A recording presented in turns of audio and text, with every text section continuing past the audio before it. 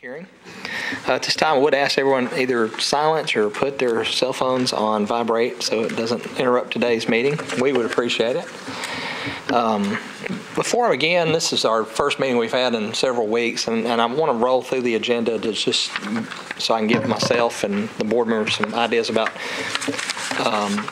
opposition present, so we kind of know how long we're going to run today with our meeting. So as I call these cases, if you're here in opposition, applicants are supposed to be here. So if the appellants are not here, we have an issue anyway. But I want to be sure opposition present to cases, we have those. And as I call these numbers, please just raise your hand if you're here in opposition to a case. The first case at top page 1, 2014-35, Lowen and Associates at 768 East Argyle Avenue. Any opposition on case 35 on East Argyle and 8th Avenue? Okay. Case 63, James Carbine at 4017 Sunnybrook Drive. Any opposition present for case? Okay, thank you. Case 64, Mr. Rita Schaefer at 594 Old Hickory Boulevard. Anyone here in opposition to case 64 on Old Hickory? Okay. Case 2014-66, bottom of page 2, Drew Markle Bloom and David Bloom, the owner at 3109 Dudley Avenue. Is there anyone here in opposition to the Dudley Avenue case? Okay, seeing none. Next case, case 2014-67, Global Outreach Church at 401 Center Street in Old Hickory. Okay, seeing none. Case 68, Alta Horizons Incorporated at 801 Main Street.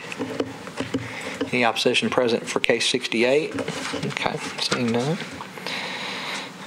Case 69, David Wayne Properties at 3664 Trousdale Drive. Any opposition present for the case on Trousdale?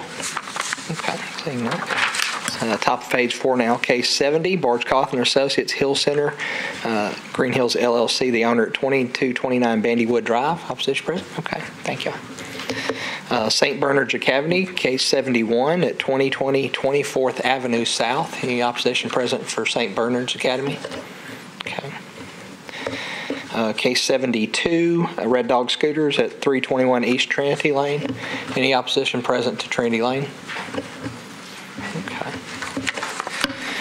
Page 5, top page 5 now, Jack Cawthon, appellant, McMillan Apartments LLC, the owner at 321 McMillan Street. Case 74, St. Mina's Coptic Church, special exception to relocated gym on the property. Any opposition present? Case 74. Okay, seeing none.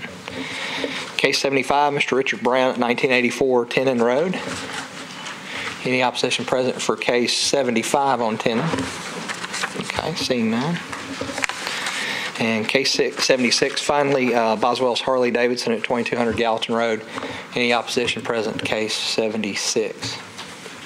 Okay. Mr. Chairman, I saw hands raised on both cases 63, Mr. Carbine on Sunnybrook, and case 70,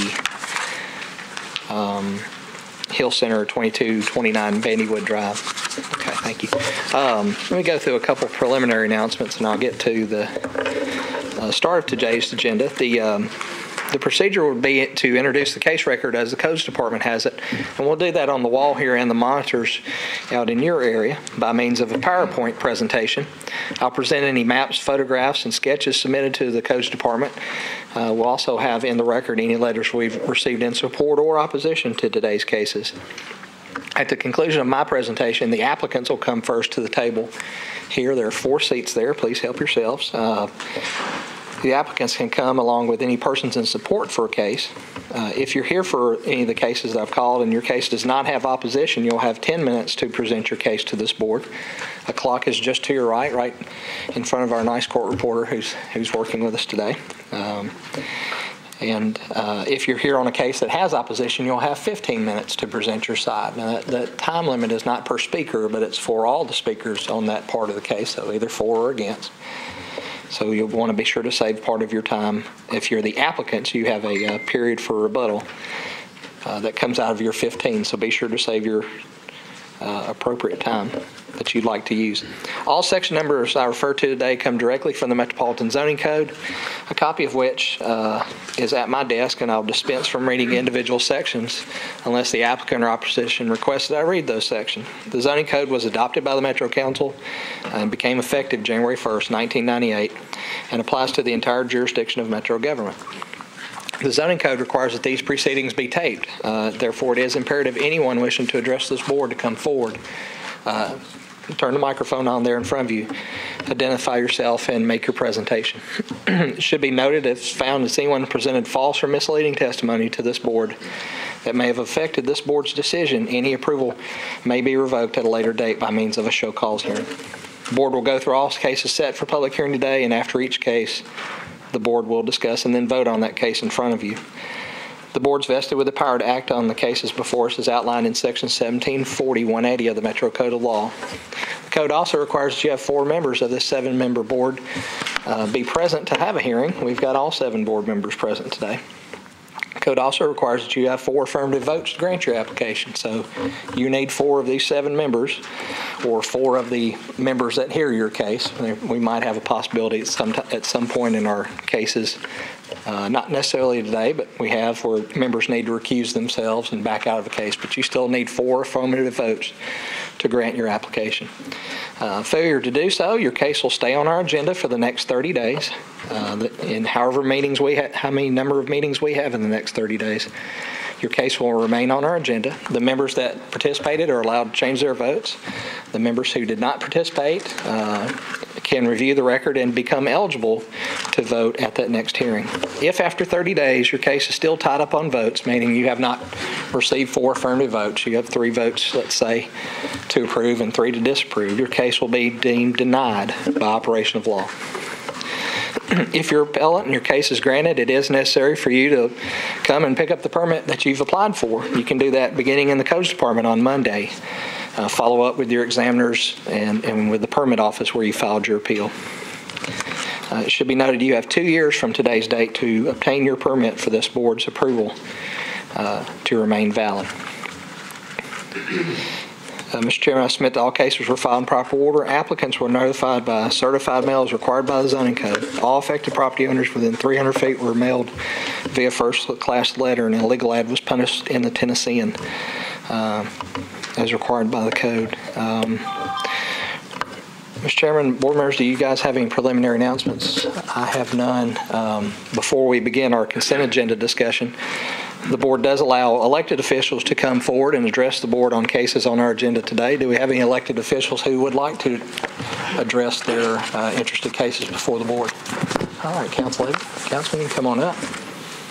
No problem. Come on up. Both of you guys have a seat. If you would, please hit your microphone right button there and turn your mic on and tell us who you are and why you're here. I'm Councilwoman David Blaylock for District 27, and just want to let you know that the Coptic Christian Church is basically just moving the proposed gym behind the homes, and the community is definitely in favor for that. And I am as well. Thank you. Thank you. Can you guys hear me? Thank you, Commissioners, for volunteering your time to serve on this noble board. I thank the Metro employees for putting in the long hours to assist with this board also. I am Councilman Scott Davis of the 5th District here in East Nashville. I'm here to speak on 2 matters. The first one would be for Red Dog scooters off of Trinity Lane. We all remember Red Dog scooters being on Gallatin Road. However, they had moved, and this is the only place in East Nashville where we have to buy and purchase scooters, because the scooter shop we had originally on Main Street, or closer to Main Street, became a CrossFit, and now it's something else. And this summer, this gentleman has not been able to sell scooters because of him needing some sort of letter from us here to the state so he can get a permit to order more scooters. And it's been a really kind of a nightmare for this gentleman. He's a small business owner who a lot of us know and respect in East Nashville, and I just want to thank the board for helping him get along in this process so that he can purchase and feed his family. So thank you. I'm in full support. The neighbors around there are in full support. There was a minor incident where a person thought that he was the previous tenant that made a lot of noise, but he is not. Totally different. And also the next thing, even though it's slightly off of my district, but it touches it, it's case number 2014-068. It is a really great project being done by Lynn Taylor. Lynn is highly respected in my community. She does great work. She is a constant advocate for great missions, domestic violence, and helping others who are in difficult situations. And she does great projects. Main Street is an area that we like density, and we like to have great multi-family projects like this, and I'm in full support. Thank you very much. Have a great day. Thank you for being here, Councilman Davis.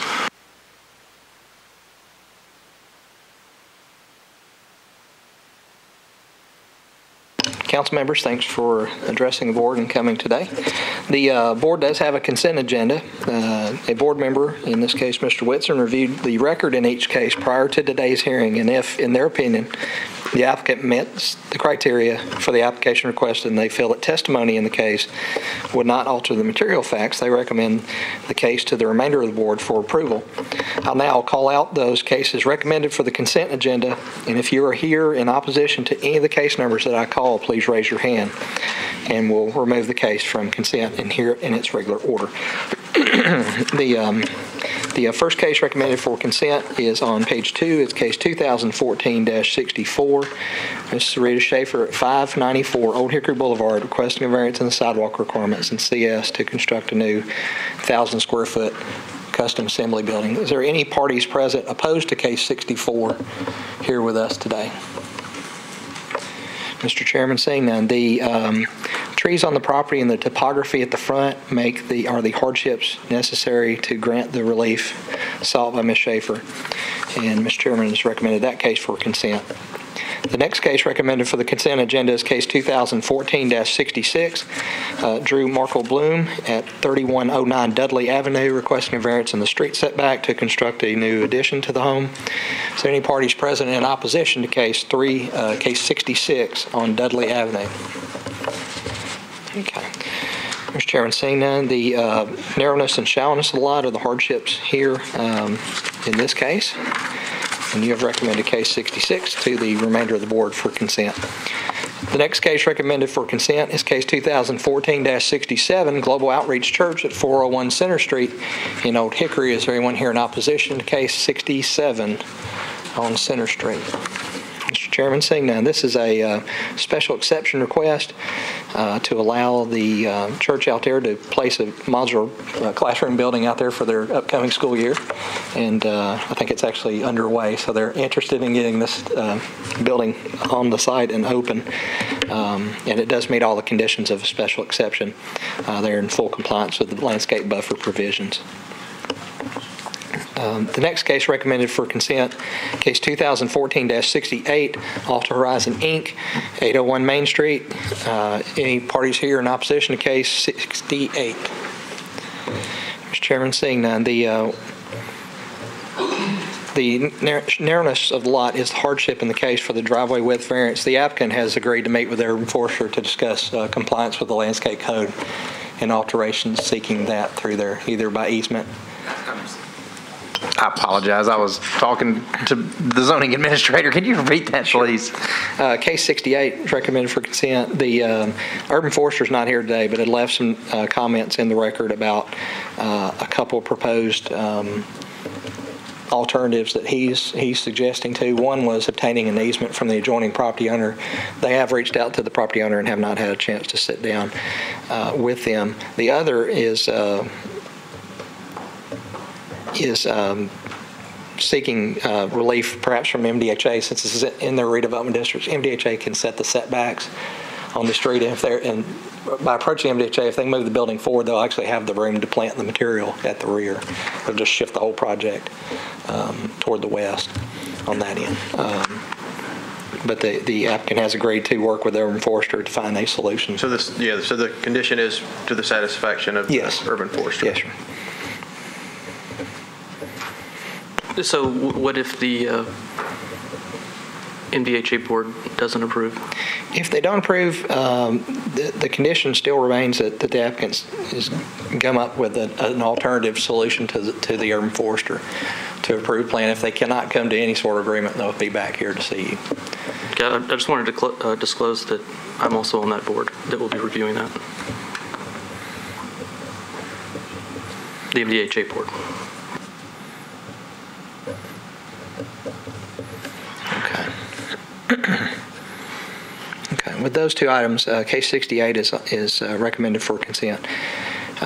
Case 69, David Wayne Properties, the appellant owner at 3664 Trousdale, requesting a variance in the perimeter landscape strip.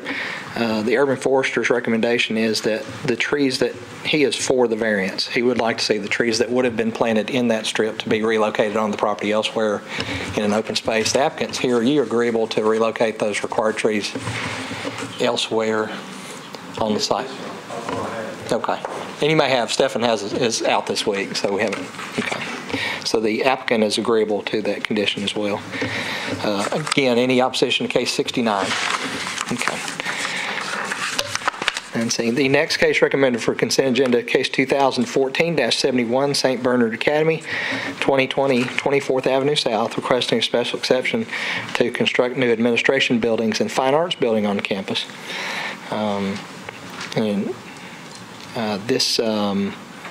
This case meets all the conditions of special exception, and Mr. Whitson recommends that case for the consent agenda as well. Joey, I have a Yes. remark about this particular case. Since I've been on the Board of Zoning Appeals, this has never happened, but I got a letter because I am 300 feet away from this development. And St. Bernard's has been in the neighborhood since 1905. They've been a good neighbor, and this appears to be kind of part of their growth. Since I got the letter, I want to be on record to recuse myself from this particular matter, but I don't have any objections.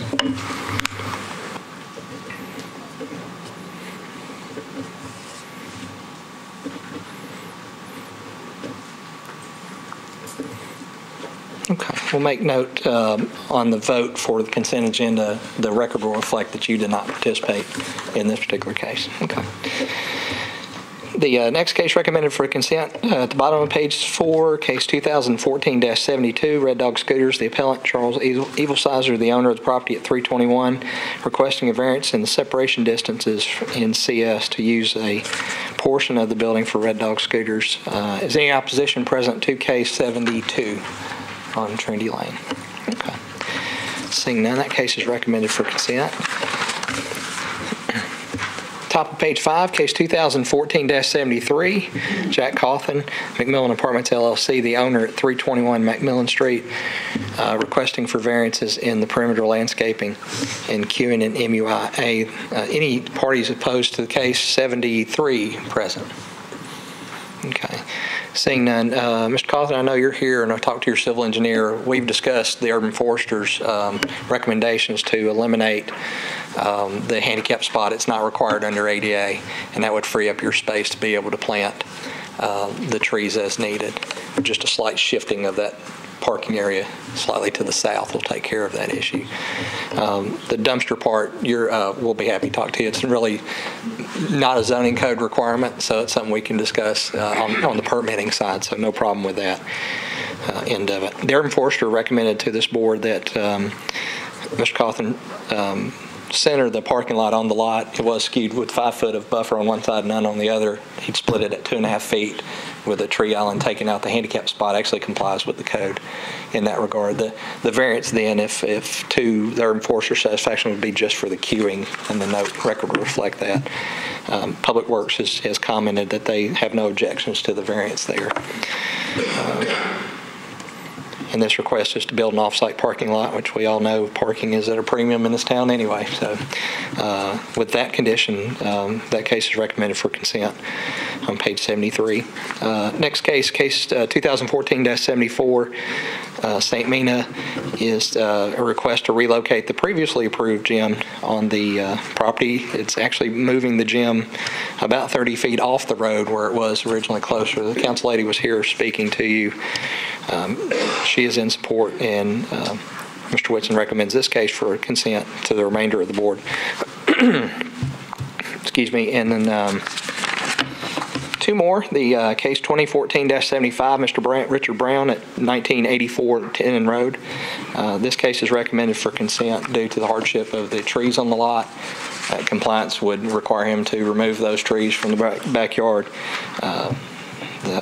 That physical characteristic is the hardship in this case, and Mr. Chairman recommends that case for consent. And then finally, case 76, Boswell's Harley-Davidson is recommended for consent. The 2004 board had placed a condition at the time that the carport is not to be enclosed.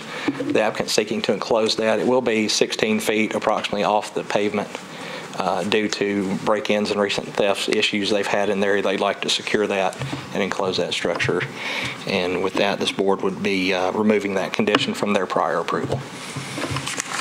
So those are the cases that we have recommended for consent. Just touching again, cases 64, 66, 67, 68, 69, 71, 72, 73, 74, 75, and 76 are recommended for consent. Joey, can I also note before I make the motion that case 63 was initially on the consent agenda, but there was opposition, and since they are not first in line, I would give them the option to discuss it during the first presentation, and if they can reach agreement, then we could amend the consent agenda. If they obviously cannot reach agreement, then we hear it. Sure, no problem. And the applicant's here in this case, man, was it case 63? Opposition, Mr. Carbine? Okay, good. If you guys would like to, let me finish this part. If you guys like to meet, we'll make a location for you guys to speak. Okay, Mr. Chairman. Okay, so we have a motion on the consent agenda. Is there a second? Second. We've got a motion, we've got a second. All in favor? Aye. Any opposed? Passes. Okay. The record again will reflect that Mr. Ewing did not participate in case 71. If you were here for cases 64, 66, 67, 68, 69, 71, 72, 73, 74, 75, and 76, your cases have been approved. You are free to go. You can also stay with us because your body heat will help keep this room warm because it's quite cold in here today. Members, if we can have just a moment to recess for just a minute so I can set up back here. I will go ahead and call the applicants to the table for the first case. It'll be case 2014-35, Lowen & Associates, if you'll come forward. Please to the table. And just calling again, is there any opposition present to case 35 on page 1? Okay, seeing none, if we'll go ahead and set the clock for 10 minutes. Gentlemen, if you'll give me just a moment to pull up the presentation, and we'll get underway.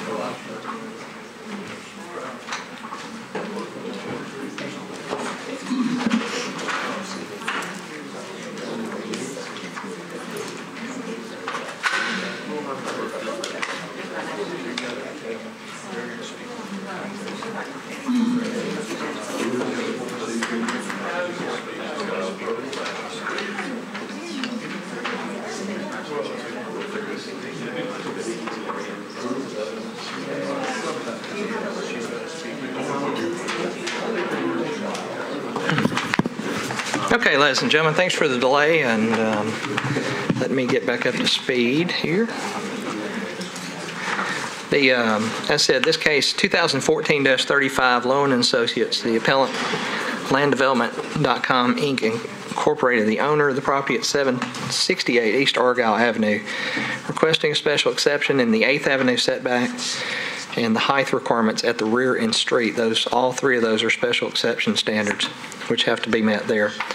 The variance is in regards to the distance at the driveway intersection with 8th Avenue. Cue up here. So again, just recapping, the special exception is for the street setback along 8th and the height requirements both here and at the rear property line here. So those are variances or setbacks on the street and the rear setback.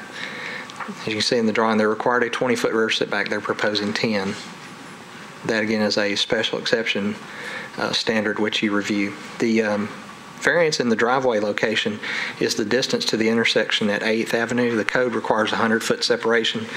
They are proposing 75 feet in their plan, and I believe traffic and parking is weighed in on that distance as part of your requirements.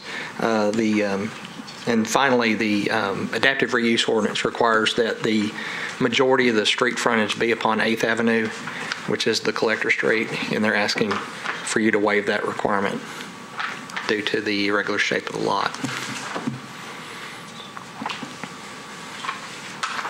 Any questions about this slide before I move on? Okay, hearing none. This is the subject property looking from 8th Avenue into the subject site.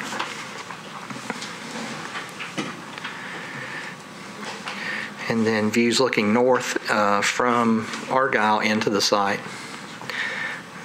The upper left photograph, I'm actually inside the site itself looking toward 8th Avenue to the west, and then this view is looking north from inside the site. Argyle would be to my back looking into the site. The structures that you saw in the site plan, the 4 units would be located along 8th. The remainder would be along the rear portion of this property line at the west, and then a couple of views of adjoining properties on 8th Avenue, looking first to the north toward the Reservoir Hill and to the south, the adjoining commercial business. So I'll leave up the site plan for the remainder of this appeal. As we called, there is no opposition present. Applicants, you'll have 10 minutes to present your case.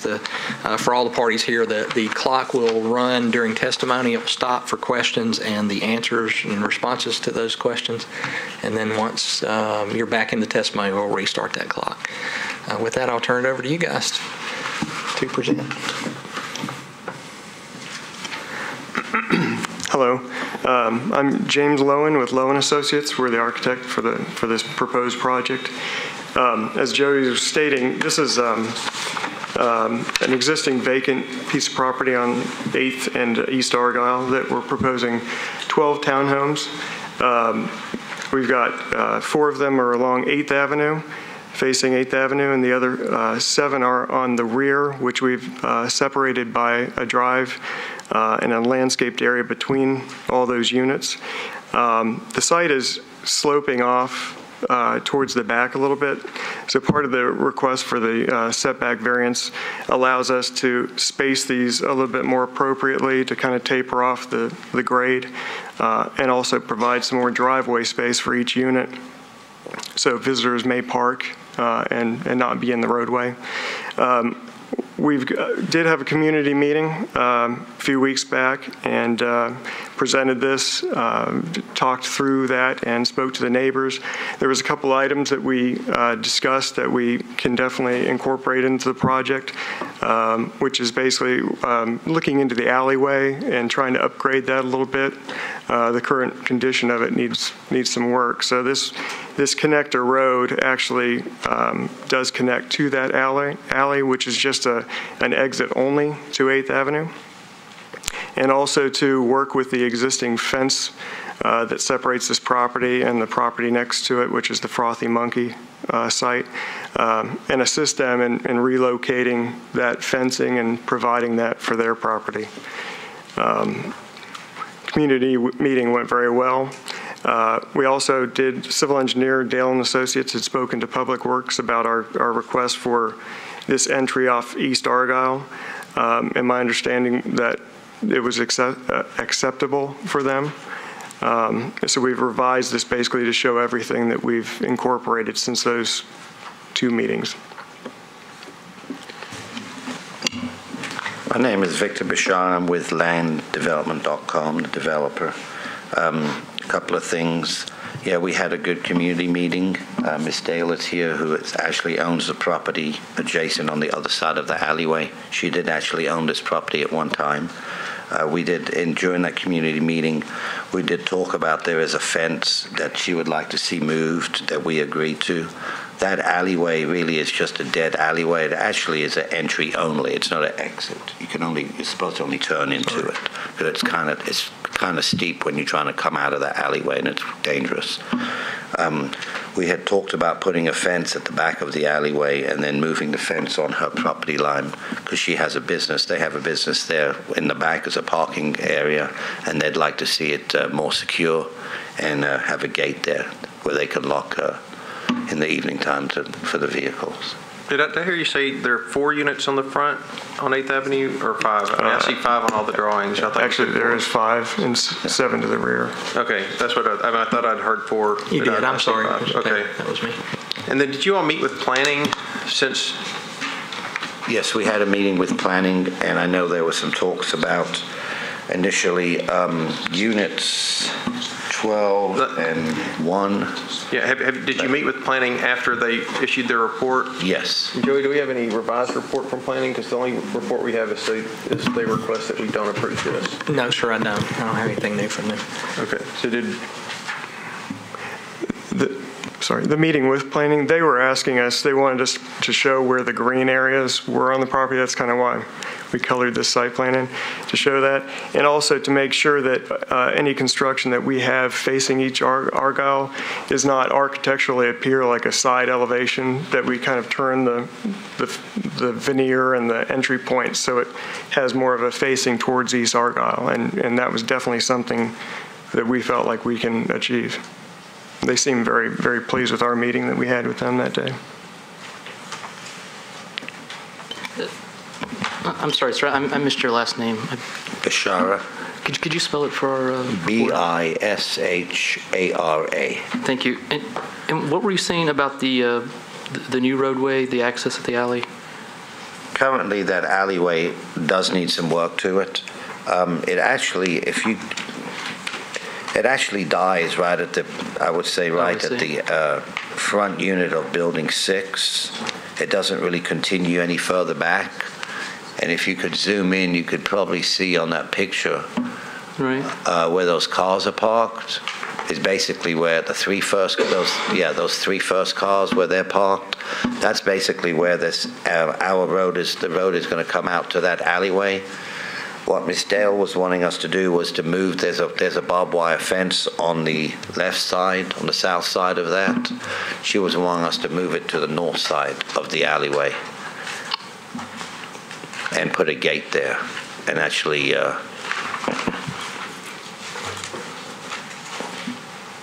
to secure her parking area.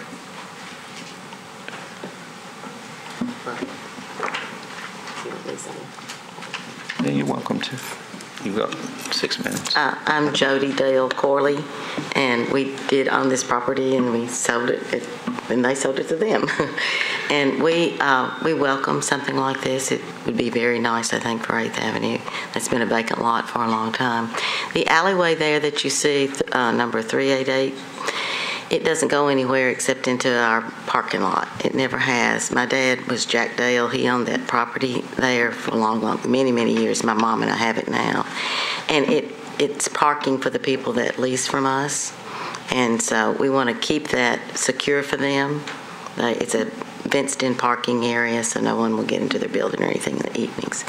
So we only wanted the alley to go just to where the street is in between those two, where it's, yes, right there. Mm-hmm. And, you know, we're happy to have them. It seems like we had a nice meeting, and I have talked with my people at the Frothy Monkey and Grimey's. That's who is leasing, and they seem to be would like that. So they said that would be fine. So that part of it is okay Where's with us. the Frothy Monkey is where? Is it that corner of your property? It's right, see where the car, it's right, there it is, right there. Okay. Uh-huh. And It's there's in the nothing- Grammys. Grammys is right there with That them. little strange corner building, there's nothing in that building. No, that's a hair salon. It's a hair salon. Okay. Small building there, And there's a billboard right, yeah, that's the billboard. yes. And to be technical, we don't think that building's strange. We just asked you a question. Yeah, well, the lot ends up being strange because there's a little corner. That was, I'm sorry if I made anybody think I was talking about a Fine beauty salon. I don't know the business. I'm sure it's a perfectly fine business. My mother but has been The there. lot ends up not being a square lot because of that little corner cut out, and that was what I was referring to when I said strangeness. Sorry.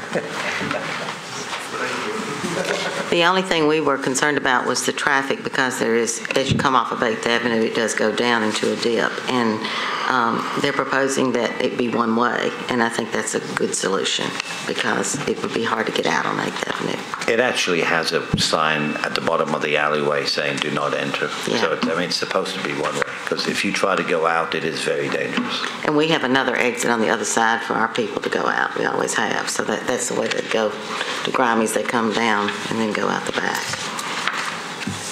I just want to make sure for clarification that you have worked with the planning concerns about the design wrap. I see that you've added the green spaces that they were asking for, but that you are currently working with them just to make sure that this is what they're trying to achieve in that area. Okay. Yes. Yeah, and I guess, and as a follow-up on that, I don't see, did anything change from what you presented the first time you came? And you came before and we had to defer it because you didn't have the community meeting. Correct. Did anything in your plans change?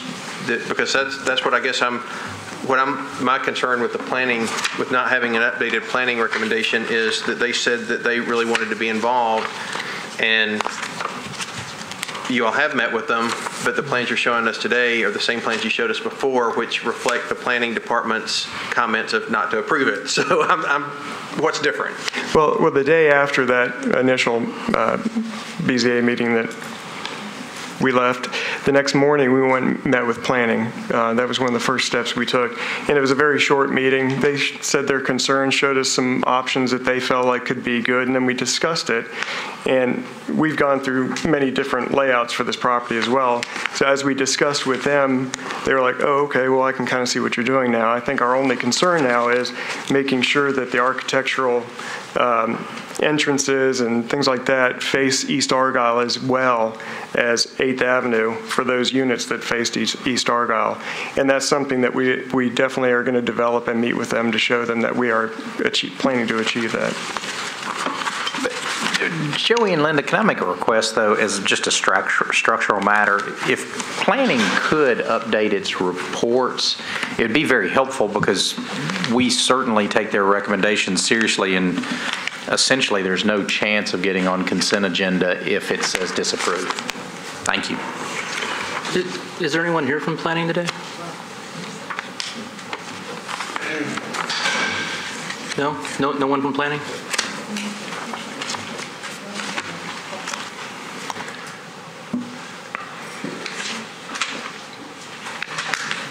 When we did meet with planning, Roy Dale attended the meeting, and he was unable to be here today. He had to fly out of town. But I think there was a confusion between planning and codes as far as the setbacks on 8th Avenue, the actual width of the road and the right-of-way. And then after we had some discussions with them, they were in agreement by leaving the site plan the way it was.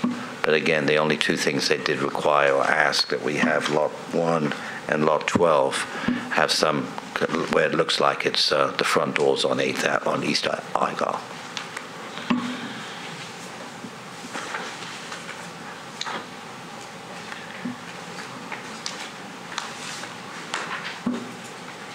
Do we have any other questions for the applicant? Okay, then I think we're going to close the public hearing and have discussion.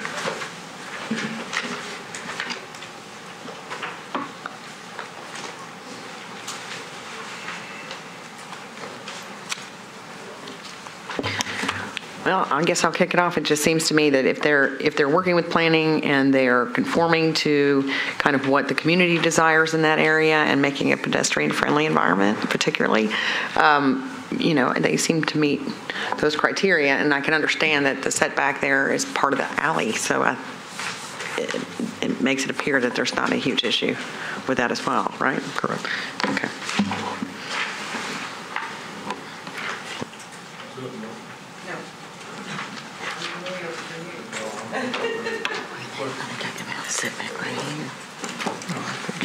I'm still confused about where planning is on all of this, because the last correspondence we have from them, I think, is from May. So and they're not here, and I'm unclear where they are in their decision process. Because effectively, if we grant this, then we can ask them to work with planning, but planning really has no authority beyond that than to talk to them. Yeah, unless you put the condition on it that they. Well, what I'm trying to say is we can put a condition that they talk and work with planning, but they would be under no obligation to do what planning wants. And unless you put the condition that the planning staff approves the final result. Planning doesn't get to decide. We're again trying to force them. Sorry. Again, we're trying to force planning to do the design work, and I think that's not within our realm. It is within our realm to make sure they're working with them, but I don't think we can force a design issue upon them. Is that correct? I don't know that we're forcing them to design. I mean, I think by definition, a special exception.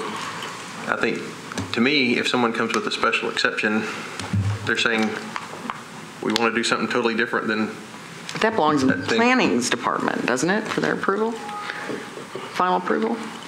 I'm not sure I understand what you're saying. I mean, they've been working with planning for final approval on the design. I don't want to get involved with designing their building and getting an approval on that. So I don't know how you all want to handle that, but I don't know that it necessarily comes out of our hearing to design their buildings. So I guess I'm trying to make sure we're very clear. Well, I guess what I'm hearing is there's concern, and I have a little bit of that concern too, that we don't have an updated report from planning, and planning had some concerns that they met with and addressed. And so I'm saying that if we still have those concerns, and they're the type of concerns that would keep us from voting for this, then just say, hey, it's okay with us, if you're satisfied, because what we really wanted from planning was a follow-up note saying you're satisfied. And if they're not satisfied, then they may have a bigger issue, and they may want to come back to us if they can't agree to if they can't come to terms, they may come back next month and say, we've got a bone, we have a difference with planning, and we want you to. But what I'm hearing from them is that there's no issue, that everything's okay. We just don't have confirmation from the planning department. Yeah, I mean, I would seem to think that would be the case. And obviously, planning knows when our meetings are. They've been here in the past for meetings and spoken out on various issues. So I would like to think if they felt so strongly, they would either contact us by email or show up here as they've done in the past. But I wouldn't hold it against this applicant if planning has not officially weighed in. But it is the burden of the applicant, and I don't know that they've shown us that they've addressed the planning issues. Can I make a suggestion? I mean, because like everybody else here, I have concerns that planning has not updated it, and that is either an innocent omission or they still have problems, and we're all guessing. So one way to do this, unless somebody has problems outside of planning's disapproval, I think we could approve today conditioned upon planning updating, and if they are now recommending approval, it passes, and if they're not recommending approval, they can come back and talk to us. So I agree with that. Can I ask a request of our legal counsel for just a moment? Because I think we start setting a precedent moment here, and I just want to make sure we're on the same page. We are getting a recommendation from planning. We don't necessarily have to stay within those recommendations one way or the other, as I understand from our board's perspective. So I think it's onerous for us to have them come back to another meeting and the expense that goes along with all of that and pushing back this development if we don't have a materially big issue with what's on the agenda and we know that there's a commitment to work with planning. I just think we start walking a very fine line between relying upon every single moment of recommendation when we are to be kind of out of that purview. I'm sorry, I'm not, I'm sorry, that may not have been for Did me. you understand what I'm asking there? Are we obligated necessarily to conform? I think what you could do, if you'd like to, is just like Chairman Whitson said, if you're inclined to approve it, I think you could go ahead and approve it and then place the condition that the approval is predicated upon the condition that the planning department likewise approve it. If for any, and we can track that through our office, and if for any reason planning has an issue and doesn't approve, we can bring them back here before you. But I agree with you. I mean, that's just a recommendation for planning. We don't have to listen to it. So if we independently agree with what planning has raised, that's one thing. But if we're sitting around waiting for them and they didn't bother to show up here or tell us, they've just lost their chance to speak out unless there was some error in this communication. If I can add something, though, the code does contemplate under special exception uses that you will get a report and review from planning. My understanding is that the Planning Commission gave you a report and review, but it wasn't substantive. Therefore, you don't have any information to relate or to rely on substantively with regard to planning's review. So this particular instance, it probably is appropriate to do just what you all are suggesting, and that is make a conditional approval based on the planning's review and report once they have had an opportunity to substantively review it. Does that make sense? And all I'm not saying that if planning came back with another disapproval, I'm not saying that's binding on this board and we have to follow it. It's just a recommendation. What I like is literally all of our qualms go away if they approve. I'm with you there. And I love a 7-0 vote. I mean, just well, and I like it too because it does take away the qualms. It is. I don't think it's onerous because I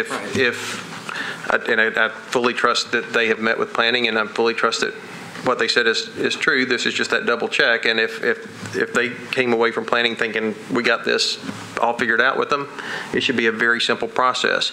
If for some reason they misunderstood what planning department really wanted, then we may have to talk about it at the next meeting. Okay, I've got a motion. I am going to make a motion that we approve the project subject to the condition that the codes department gets an amended proposal from planning approving the project. And if that condition is not met, then we put this applicant on the next available agenda with a specific request that planning come talk to us. But assuming that the planning is going to approve, I'm going to finish the motion by saying that it has met the requirements of MCL 17.16.150 and therefore the special exception requirements, and that the variances can be approved by the odd shape of the lot, forcing the changes that they've proposed. But again, it's all conditioned on us receiving, or not us, Codes Department receiving a revised recommendation. And the code will then advise us to the contrary. So. Yeah, correct. Absolutely. I'll second that. Okay, we've got a motion, we've got a second, we've got any discussion. Mercedes is not likely to sit. No, I just want to make sure, because your statement about being substantive is important to me, and that there's not a materially different change from what they recommended previously. Do you understand what I'm saying? I think we're putting a whole lot on the planning department. If they go back in front of them, there's some other material change that we don't limit their movement. In fairness to planning, they're not just recommending disapproval, they're recommending disapproval or deferral to allow them time to talk about it. Well, I think my motion would say if they continue to disapprove, everybody comes back and talks to us so that we know what planning that's is what I'm saying. trying to say. Okay. That's what I'm looking for, is there's not a material problem for them. Okay. We're not ceding our authority to the planning department. Okay, so we've got a motion, we've got a second. All in favor? Any opposed? Passes. members. You adopt on a vote of 7-0. Mr. Chairman, we had one case that was withdrawn from the consent agenda, case 63, Mr. Carbine at 4017 Sunnybrook Drive. The applicants and opposition had a chance to sit out and discuss. And Mr. White, if you could just address what you discussed for the members. Chairman, members of the commission, my name is Tom White, live at 36 Old Club Court. In reference to case 2014-063 on James Carbine, we took advantage of the board suggestion and met with Ms. Lovett, who is a neighbor, not immediately contiguous, but on an adjoining street. She's raised some issues. We've exchanged information as far as what will take place for good dialogue during construction. Her issues really were not something that were the province of this board, but she understands that. We've got a good relationship, and I think we're on a path to a good construction with somebody that's sensitive to the neighborhood, and we would hope it to be. So it's back on consent, and I told Ms. Lovett we would come in and make the announcement, and she's here and she can confirm that. Thank you for your courtesies. Okay, so we've got an amendment to the consent agenda to add case 63. Got a motion. Is there a second? Second. All in favor? Aye. Any opposed? Passes. Case 63 is approved on a vote of 7-0. Mr. Chairman, we'll call the next case to the table. This will be case 2014-70. Barge Cawthon Associates, the appellant, Hill Center at Green Hills LLC, the owner of the properties located at 2229 Bandywood Drive, requesting variances in the street and rear setbacks and the sky plane in the SCR UDO districts to construct a 6-story multifamily building with 90 units, referred to the board under section 1712.035, 1712.060. The appellant has alleged jurisdiction under section 1740, 180, should be item B there. The applicants are table. Is there any parties present in support of this case besides the applicants who are at the front of the room? Okay. Any opposition we know is present. Again, as we talked about at the beginning of the hearing, each side will have 15 minutes to present, both the applicants and opposition. Applicants, you'll want to save some of your 15 minutes to rebut testimony of the opposition. Opposition, if you have multiple speakers, please go ahead while you're here, divide your time up, who's coming, and you all get 15 minutes in total to divvy up amongst yourselves. So if you guys could work that out, we'd appreciate it. I'm going to go through our case record first. Hey, Joey. Yes, sir. Before you start, I want to disclose that the firm that I have in the past and in the future work for works with Barge Cawthon Associates, including an ongoing job that's been going on for about 20 years in various capacities. They are a consultant to my firm, not my personal firm. I no longer own a share of the firm. I feel it's okay for me to hear this case, but if there's any objections, I would entertain them for recusal. Members and folks present, any opposition to Mr. Harper hearing today's case? I also coach Mr. Gore's daughter in soccer from time to time. So.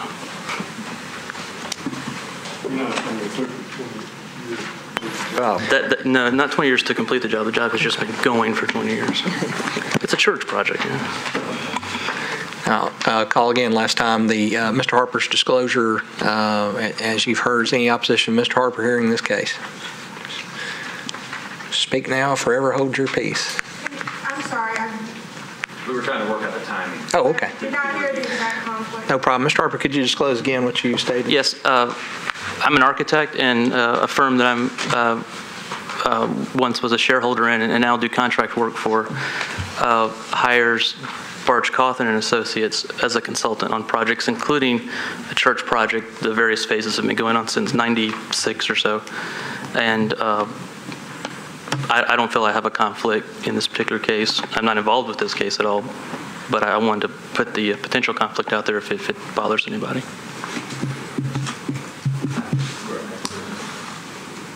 I'm happy to recuse myself if you have a problem. I would feel more comfortable if you did personally. Okay. I hereby recuse myself. Okay. Mr. Harper, if you'll step into the soundproof booth that is outside this. Joey, this is the last case of the day, so. Oh, is it? I'm just going to leave. It is. Well, good. You're free to go, Mr. Harper. So your recusal gets you an early exit for today. So the record reflect Mr. Harper is not participating in this case. It leaves the 6 remaining members here.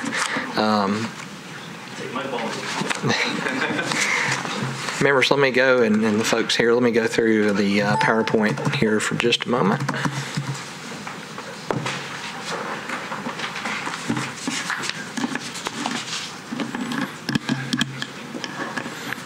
The subject parcels you see here are the properties listed in red site. These are on the southeast corner of Bandywood and Hillsborough Circle. It is in the SCR zone district. This parcel does fall within the urban design overlay for the Green Hills area. That UDO is an optional UDO. It's not a mandatory thing to enter into, and the appellants will cover during their time. They've chosen to opt out of the UDO, and by doing so, the planning department will not comment on this case. The planning department is by law prohibited from commenting on variance cases due to several legal opinions from Metro Legal. So if you understand you're looking through your case in the typical fashion for these types of appeals, you will not see anything from planning. They're prohibited from comment on variance cases. This case comes to you as a variance. Let me just switch through the aerial photo of the subject site. Bandywood Drive to the north. Looking south. This is a site plan and site location to give you some ideas submitted by the appellants in this case to the board. The proposed multifamily development would be located here on this site. The exit out of the Hill Center development, which you see here where my cursor is moving.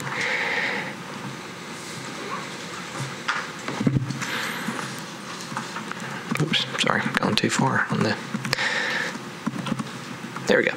The variance locations are located along the street setback variances in this case, and please disregard my note here. I didn't. I'm giving away a tool secret that many users of PowerPoint use as a cut and paste method.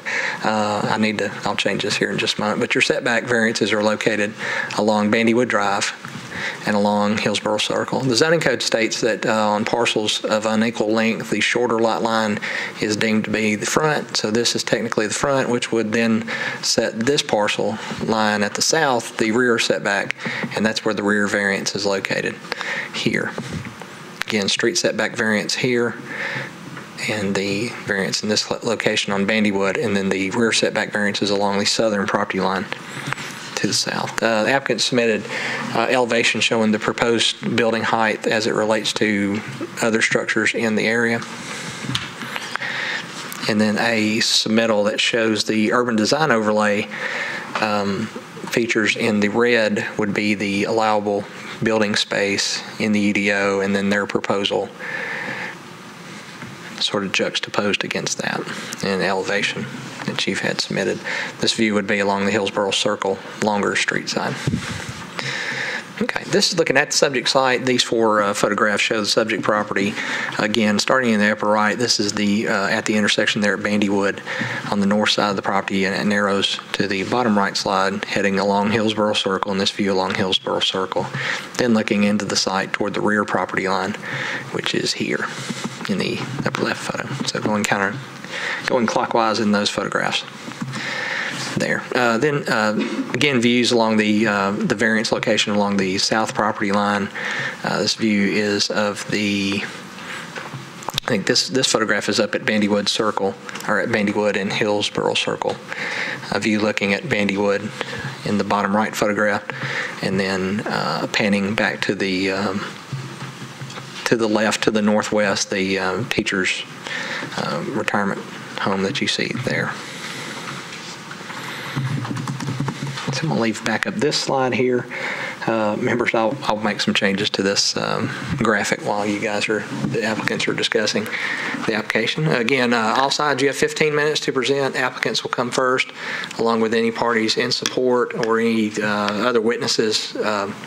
Mr. Gore, you'd like to get on the record for rebuttal purposes, you need to bring them and introduce them here at the front part. So they'll be eligible during rebuttal. So you can do it by reference to you. That's fine. No problem as well. All right. With that being said, we'll begin the public hearing. Gentlemen, I'll turn it over to you all. You'll have 15 minutes. That clock to your right. We'll keep track of the time. Just push the button. All right. Actually, you were already on. So. I was on while I pushed myself off. I'm sorry. My name is Paul Plummer. I'm a design principal with Southeast Venture. We're the architects for this project. With me is John Gore, civil engineer with Barge Cawthon. He's been involved in the project design. And then to reference any questions regarding traffic, we have Bob Murphy with RPM Associates. We've planned for this site, which will become phase 3 of the mixed-use development known as H.G. Hill Green Hills Center at Green Hills. 2 levels of parking with 4 levels of residential apartments located over those. It's approximately 90 units. Our site, as you can see, is a L-shaped lot with about 280 feet of frontage on Hillsborough Circle. It is contiguous to the south with the H.G. Hill Center at Green Hills. Our request is to grant a removal of the rear setback of 20 feet and to provide a variance altering the street setback and eliminating the sky plane.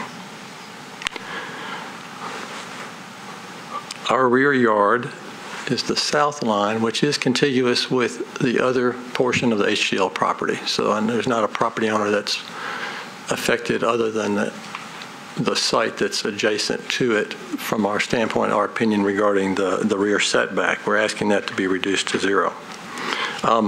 After quite a bit of planning, we're also looking at how we can address the street and sky plane appropriately within the urban context. So we've asked that there be a reduction in the street setback. It's currently 20 feet.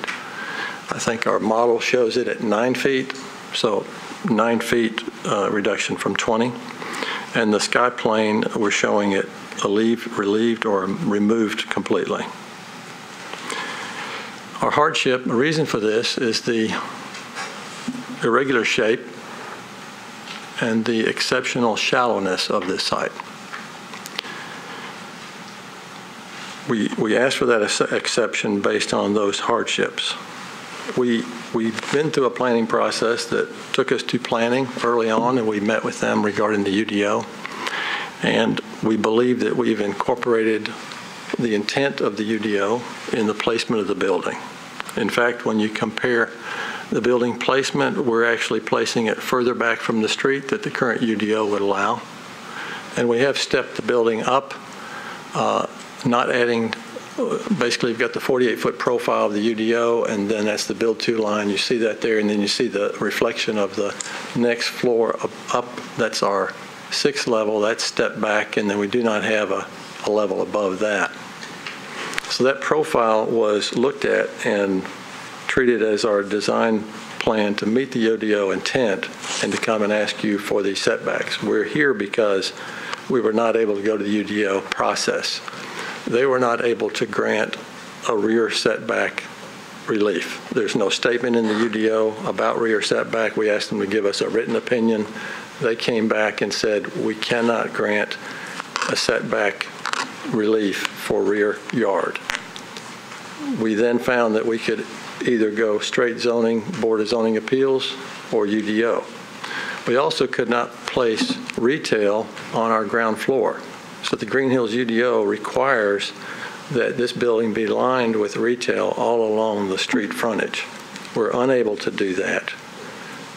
Can I ask a question? Is that because of the stormwater, or is it? The stormwater controls that design as we're in the flood buffer.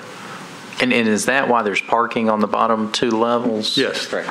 Okay. And that's why we're not modifying the grade of the lower level parking. It's basically considered a basement, but it is part of the flood buffer. So unable to meet the requirements of the Green Hills UDO. There was 1/3 item, but it's of minor consequence. But there were reasons why we could not go through the UDO. When we got the ruling from planning, we went back, and we are now taking the BZA approach where we're asking for each of the items. But we believe we placed the building properly in the context of normal urban planning as well as this UDO in fact. The building also will feature a green roof. We've added features to make sure the water Stormwater Committee was happy. We have a water harvesting system. We've screened the garage with a 2-story green screen, and we have a large bioretention area along the front of the building in the additional area where we set the building back. We certainly want to save time for questions, so let me make sure I've reserved time.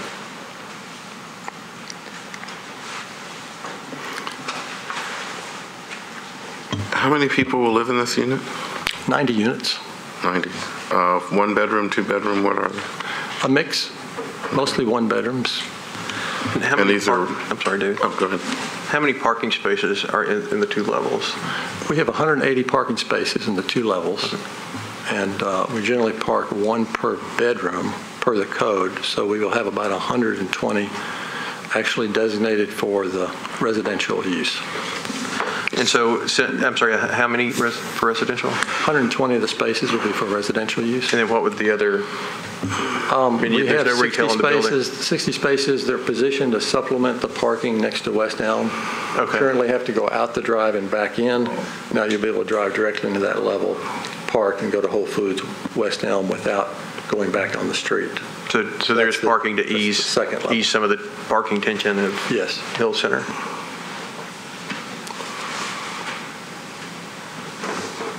So this was never part of the original plan when Hill Center was developed, this little parcel of land? I can't speak to the history. It's been owned for quite a while. We've been talking to them about residential there for 4 or 5 years. They've wanted to add a residential component to complement the office and retail. Another question, this may be for you can answer, or Joey, but it looked like that when you showed your cross-section of the building to the UDO build line, that it's almost within the sky plane requirements of the UDO. Is that right? I mean, you have a little... It is almost, and we could have made it comply with that. However, we felt with going before a body like the BZA, we would have consideration for what was appropriate. So we couldn't make the lower level lower and meet Public Works. I had just seen a drawing earlier about that showed, I guess it's in the materials, that the sky plane, it looks a little more dramatic of a request than this picture would show. So, you know, it sounds like to just accommodate my density, that what you're proposing is very, very, very close to be within the building requirements of the UDO, but then the retail requirement couldn't be met because of the floodplain, and probably is something that would require more parking and cause more parking pressure and that kind of thing too. So so I just wanted to get a perspective on the sky plane issue, especially because of the drawing that we have in our packet that is the non-UDO requirement versus this. So, Well, certainly, this was our actual official submittal. Right, that's what I was referring to. So that we could give a context back to the UDO. No, that's perfect, and I appreciate it. So I just want to make sure I understood it right. And from our perspective, this was the 3rd use of a 3-use mixed use that's intended by the UDO itself. So we just happen to have 1 use, which is residential. And looking at the site plan, it appears to be a property line going across the L shape of the building. Is that an old property line, or what is it? Yes, sir. It's currently 2 parcels, but we're working with planning. We would consolidate those 2 parcels with a plat so that there would be 1 L-shaped parcel. I understand, which brings on my next question. How could you classify the irregular shape of this property as a hardship? That's self-created, isn't that? Self-created hardship there. Well, the parcel that creates the irregular shape that has the most impact on the project regarding complying with or asking for a variance of the street setback is the elongated portion that runs 200 feet along Hillsborough Circle. That lot is not affected by whether it's joined or not joined with the L shape. It is a 78-foot deep lot. It's perfectly suited for parking, which it has now, and so it's perfectly suited to add another level of parking over it in terms of its proportion.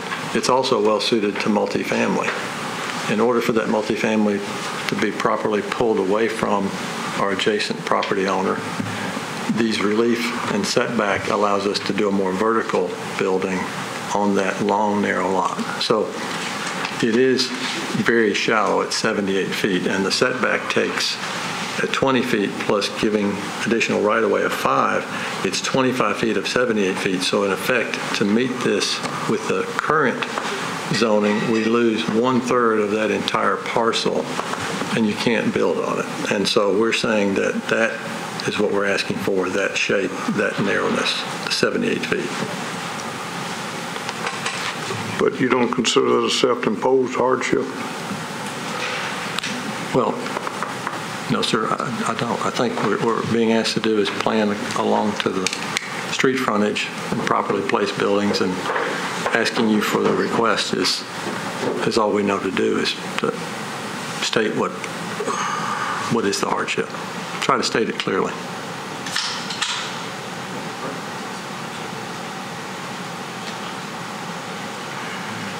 Do we have any other questions? Unless you have anything else to say, you're going to have 10 minutes and 23 seconds for rebuttal. Now, they introduced... So everybody can talk. Yes. Opposition, you can come forward and divide your time as you see fit.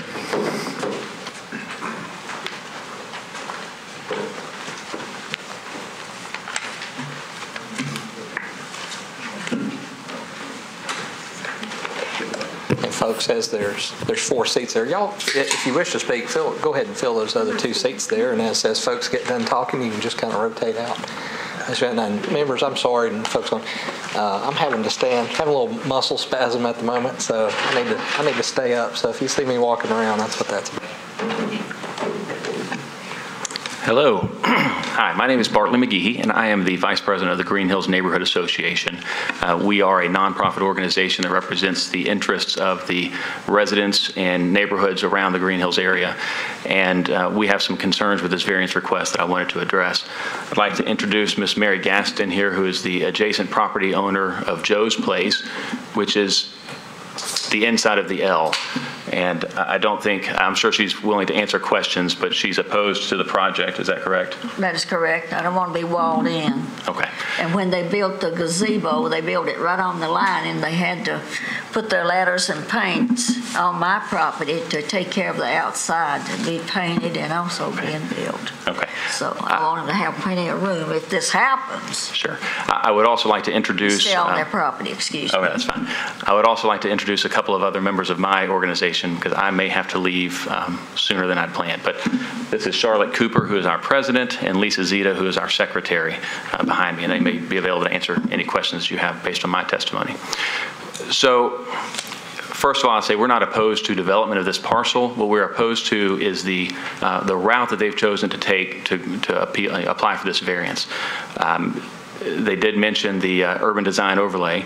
One of my first concerns is that we believe, based on the reading of the code, I think it's 17.40.340B, that any request for a variance inside an urban design overlay district should require a recommendation from the planning department.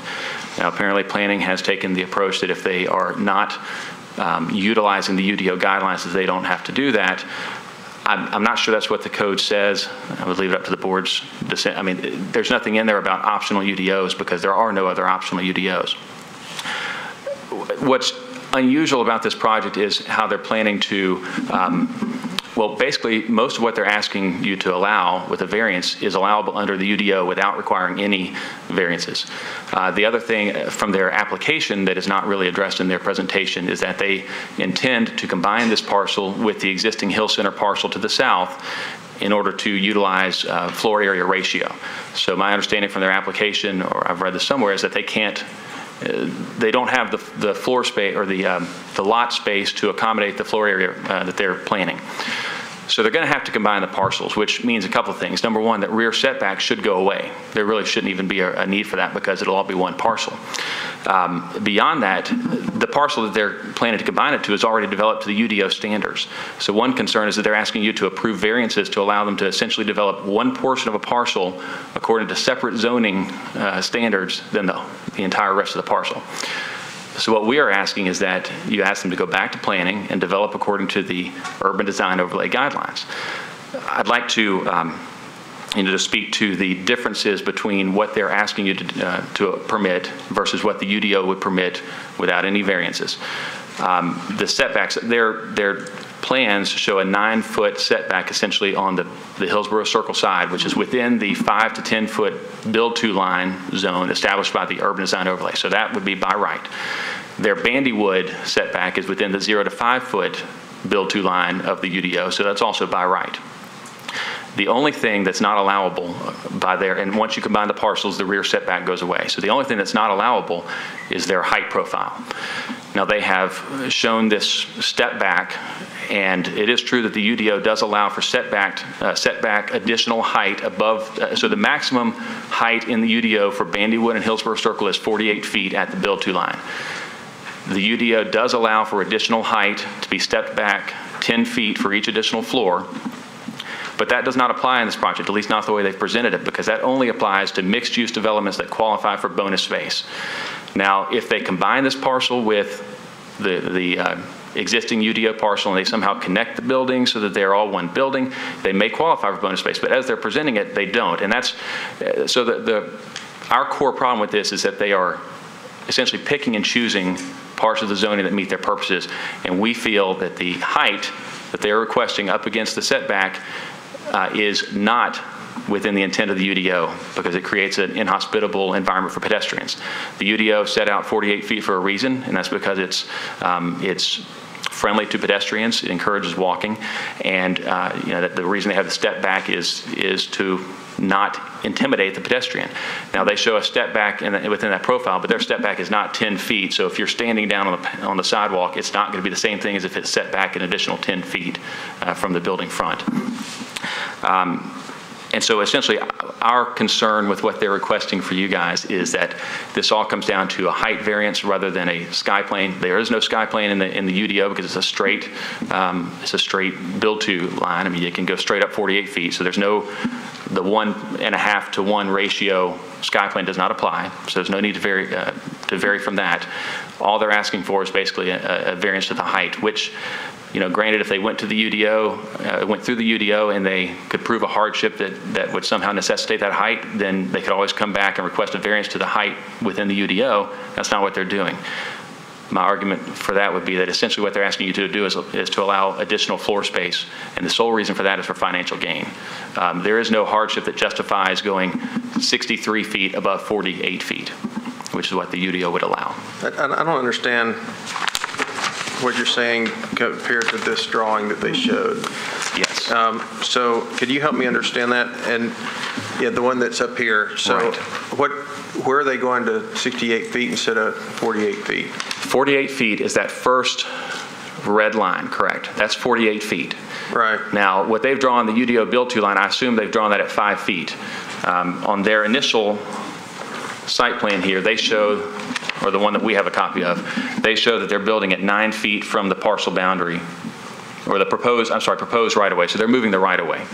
So if they move the right-of-way, then they are within 9 feet of the right-of-way, which puts them within the build-to zone. So the difference, the UDO would go up 48 feet and it would go straight across. Well, what they're saying is that their little step-up red line, the dotted red line on this chart is what they're saying the UDO would allow them to do. The UDO would not allow this for this project unless they met mixed-use criteria, and they'd have to prove that they earned a bonus space through incentives. So they would have to, and that's the give and take of the UDO, is that they give to the community, they get additional space, but it's not a by right. They have to prove an incentive. Furthermore, they're not mixed use on this parcel by itself. The only way they can meet mixed use, which is the only way they can earn incentives, is to combine with the bigger parcel. Right. So which they said they want to do, and I don't think you all said you were opposed to them combining the two parcels of property that they own. No. So if there's no contention there, let's say they do that. And so,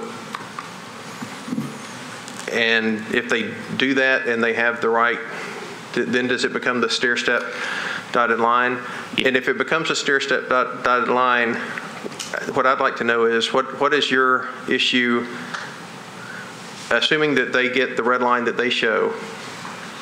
Tell me your problem with that and help me understand it. And then also, and I understand your point about mixing and matching, and their reason for it were the floodplain and the rear setback, which would go away with the combining of the properties. So I guess, does your organization have an issue with the non-retail on the ground level at all?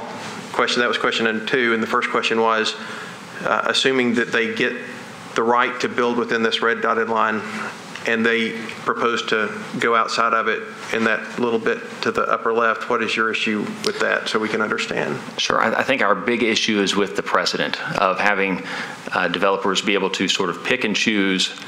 You know, you've got, so the community 10 years ago agreed to these UDO guidelines. Lots of time and effort went into that. And now, and they've been a good steward, you know, with the UDO. They were the first and only development built to the UDO guidelines with the Hill Center. So I'm a little curious why they elected not to go with the UDO, but it has to be because there's something they're not getting, and I think that something is the height. So our concern is with the process that they can, you know, that if a developer doesn't like the UDO, they can just shove it to the side and you know, not have to do the various landscaping requirements, all the design guidelines that aren't part of the SCR zoning, but that are important. You know, the SCR standards, of course, don't include design guidelines, but the UDO does. So there's a lot more flexibility on the part of planning to ensure that it's harmonious and that it promotes the welfare of the community.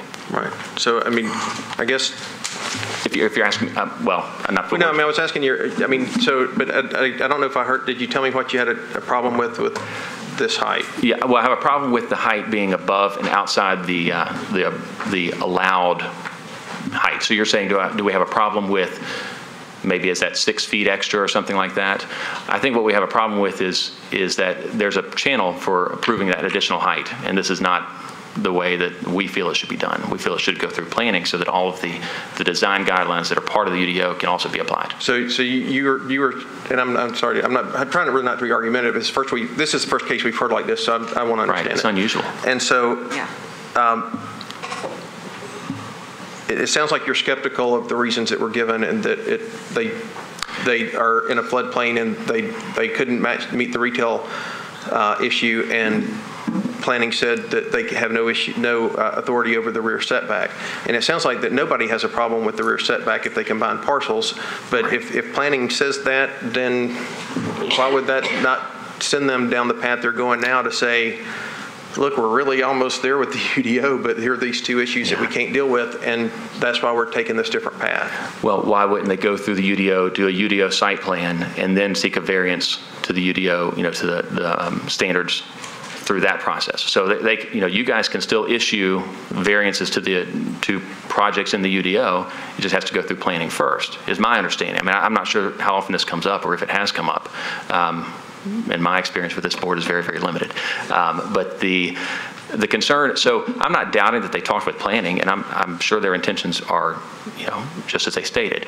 But what I'm saying is that the guidelines are, there's a lot of flexibility in the guidelines. And for instance, just to accommodate the setbacks, they're not required to have ground level parking, my reading. Now, I haven't looked closely at their project because we're limited to what we've seen in the public record so far that's been released. But the ground level activated street front is part of earning incentives. It's not necessarily, so you don't have to have incentives to get rid of the setback. The only reason they would need incentives would be to exceed the height plane, and if and that would be to allow additional height. And again, that would be bonus space created through the use of the incentives. You're asking my opinion about would I have a problem with their profile. If they follow the rules and they earn those incentives, then we don't have an argument against that, whether we like it or not. I think, you know, there is an argument to be made for residential in that area. There are also arguments from the community why, well, Green Hills is a mess, and so there's a lot of opposition. But in terms of this particular variance, those issues don't really apply. Well, all right, but I'm sorry, go ahead. I wanted to follow up on what he said. I totally understand the neighboring property owner's concerns, given that she owns that land. How close to this parcel do you live, and how does this really affect you? Me personally? Yes. I live probably about a half mile to 3/4 of a mile away. Can you even see this site from where you live? I can see, it depends if it's fall or winter. I can probably see the teacher's home. So why, I mean, you're not next to it like she is. No, I'm not next to it. So why is this so right. Hurtful for you or bothersome for you if you're really not within even distance of it? Right. Well, no, and I guess I'm not necessarily speaking just for myself personally. I'm speaking more for our organization. But again, it has to do with our trying to make sure that the framework for how future development happens in Green Hills happens according to to the rules that appear to be in place. And I understand that they're certainly welcome to come seek a variance, but the question is, should they seek a variance when they don't have to because they could use the UDO? Okay, I understand what some of the concerns are here, so I want to get just some clarification. Two things. Admittedly, you feel like HG Hills has been a great neighbor as far as following the UDO when they did the Hill Center. I would say that yes, they followed the UDO guidelines for that. So I guess the question I'm asking you is, given that they do have a floodplain issue in developing the retail, and they are providing parking to conjoin with their other appropriately UDO space, do you not feel like that is an asset to that condition that's currently existing from a parking standpoint? Is that parking going to be accessible parking for the Hill Center? They said that they're providing spaces for the. They testified 180 spaces with 120 going to the apartments and 60 going to accessible to guests of the apartments or Hill Center. So this becomes what I'm saying is it becomes then a mixed use space with conjoining of the plats. And given the fact that there are two legal remedies and that they have pursued one that you don't particularly approve of, but it does fit within all the other conditions, I guess I'm struggling with why that doesn't meet your understanding of what they're trying to accomplish. Well, I guess that my answer to that would be that I think the way we're reading it, for them to do this and come before you, they should have a recommendation from the planning department. So I'd like to hear the planning department say, these were the issues we couldn't work through, and yes, we think a variance from the Zoning Appeals Board is appropriate. Instead, what I hear is that we talked to them and it didn't work out. And I don't know, because when you say mixed use, again, mixed use in the UDO has a very specific meaning, because it's key to earning all these incentives that you have to earn additional height. So for instance, that all has to be in one building. And that's not what they're proposing here. So I guess my answer is that the process here to us seems circuitous and seems intended to avoid something.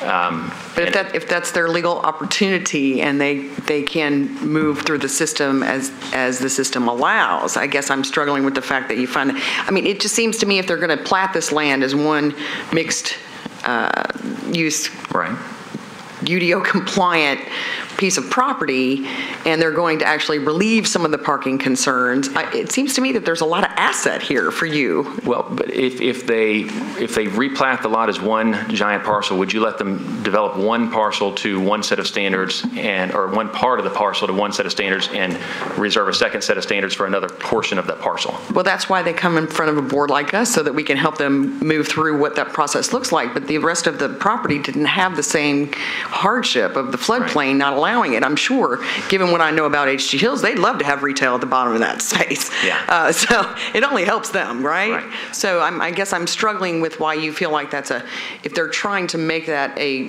better space and environment given that circumstance in particular, because I spent most of my life in Green Hills. I'm just saying that it just seems to me that they're trying to be good stewards. You just don't like that they have found navigated their own way through the legal system. Is that what I'm hearing? No, not necessarily. I mean, I think that, so there may be different people who have different reasons for opposing the project. Okay. And I guess my point here is that if you're going to develop according to the UDO standards, you've got one big parcel that's UDO standard. Your step number one is to produce a UDO site plan for approval by the Planning Commission. Instead of doing that, they've chosen to say, well, we're not going to combine these parcels yet. We're going to go seek a variance on this little corner, and then we're going to go combine the parcels so that way we don't have to meet the UDO guidelines on this section. Why not combine the parcels, put together a site plan? If there are issues with that they cannot meet the UDO, then why not come back to your board and say, these are our hardships and this is why we require variance? Just one last question on that. Just to be clear, right now is the only UDO non-compliant issue is, again, with the assumptions that they have the right to build within the red dotted line that we saw on the screen, is that 6 foot of height. Are there other UDO requirements that you know of that other than the retail, which I don't think anybody has said they have an issue with, are there any other requirements in the UDO that are not shown on their plan that you all think should be there or is a concern? I think there are a lot of issues or a lot of potential things that aren't even disclosed, at least on the limited stuff we've seen. So I can't say one way or the other without having seen a site plan.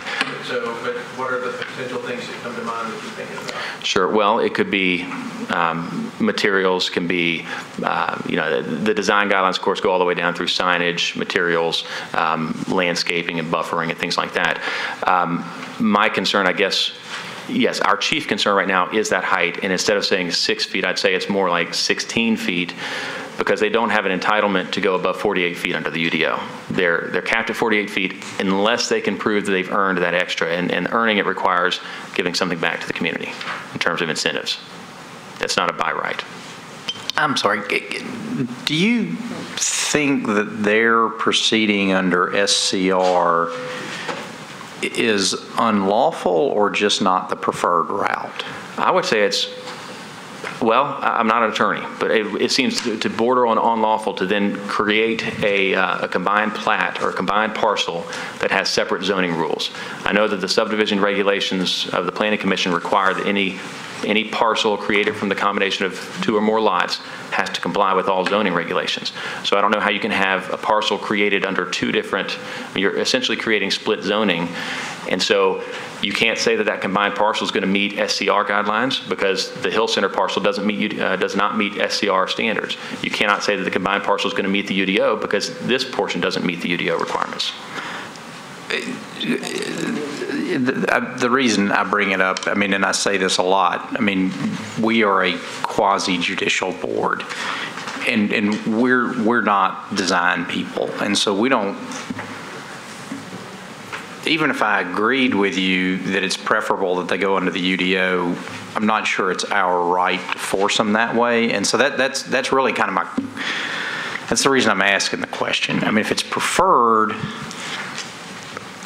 it may be. I don't know. So anyway, I guess that's what I'm trying to figure out. I guess I would reply to that. We're not saying they have to go use the UDO standards. We're saying that if their stated intent is to do what they're trying to do and they're planning to combine the parcels, then they should develop to the UDO guidelines because that's how the primary parcel was designed and built. And so if you're going to combine those parcels, and you've already stated that, and you have to do it to complete your project because without that combination, they don't have the floor area to complete the project. So if that's your intent at the outset, why are you avoiding it? Well, I think from our experience, I think it's worth saying that until a project is either approved or disapproved, the planning process can be onerous and expensive as well. And so what's the incentive to do so unless they know the project is moving forward? You kind of have a cart before the horse issue going on here, and so I certainly understand and respect that, but I sort of feel like we're standing in a place, and maybe I need to look to our legal counsel here. Seems they have two different avenues for legal remedy, and I'm wondering where our purview lies. I think it's fine. I mean, it's just an option that the applicant has chosen. It's a legal option. It's not the, from what I understand from the Planning Commission's letter, this is an optional UDO. They can opt in or they can opt out. And that's within the discretion of the applicant to decide whether they want to do that or not. They simply have chosen not to opt this parcel in, and they have chosen to come before this body, which from all accounts and all the information I have, I don't see anything that would prevent them from doing that. It's from the information we have before us today, that appears to be the case. Thank you. Yes. Legal counsel, I'm just confused. So if they opt out of the UDO on this parcel and then combine it with the parcel that was developed under UDO standards, what governs at that point when you have one large parcel? That would probably be a question for someone on the Planning Commission or the Planning Department to try to answer. It's actually, and that was one of the things I was kind of wondering too. I was thinking, we really don't have authority to even review that. That's not before this body today. So we would probably need to yield to the Planning Department as to how that were to go, if it is to go that way. We don't even know if that is for certain what's going to happen, because as Ms. Jones has stated, that may or may not be the case depending on how the project goes.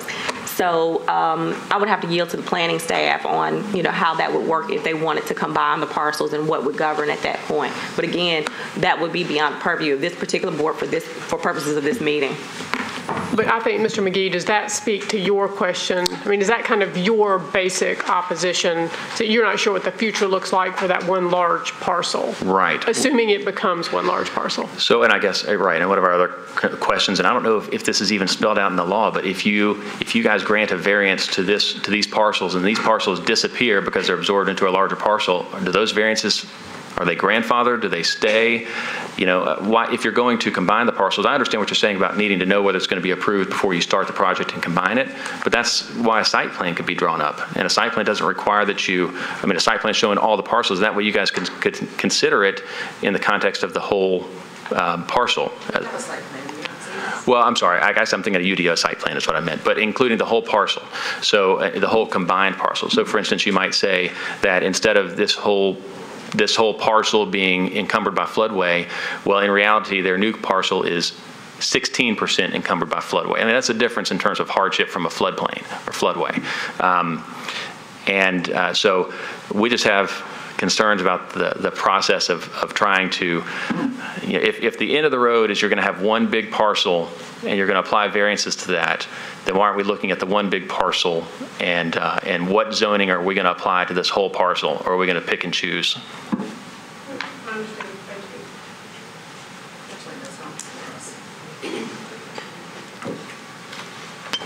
Ms. Gaston, we have 9:08 remaining. Would you like to say some? Who's speaking? I'm speaking, ma'am. Right. I'm just asking. You've got 9 minutes and 8 seconds. Would you like to say anything more? Well, HG Hills really hasn't been a good neighbor. They put up a fence so the people coming to my business couldn't park on their land. And well, why is that not being a good neighbor? They own the land. I know they had a right to. Yeah. I mean, I don't think if I own some property and people are just parking on it, they don't have a right to park on my land without my permission. Well, it was inconvenient for the people coming to the building that I have to go around the fence and park and come back around, a lot of walking to do. And two, they built the gazebo real close to the line, because they asked me could they get on my property to do the first painting and etc. And so I was against it because don't want walls around me, and if this happens, I want them to have plenty of ground to stand on to do the work without getting on my property. Now, Ms. Gaston, I know that H.G. Hill Realty has owned the land where the current shopping center is for over 50 years, and they own the land where the Y is, and they donated that land to the YMCA. This L-shaped lot, have they owned that the whole time, or did they recently buy it? Well, I've been owning my property quite a few years. So how long, as far as you know, H.C. Hills has owned that adjoining lot for a long time? I know that. Okay. I know that. Okay, yes. Yes, I know that. It's in a flood zone too, and that's going to bring on more water in that around my building.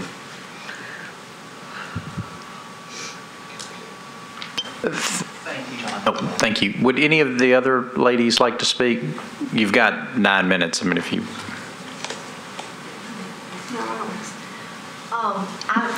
Can you come up and introduce yourself, please?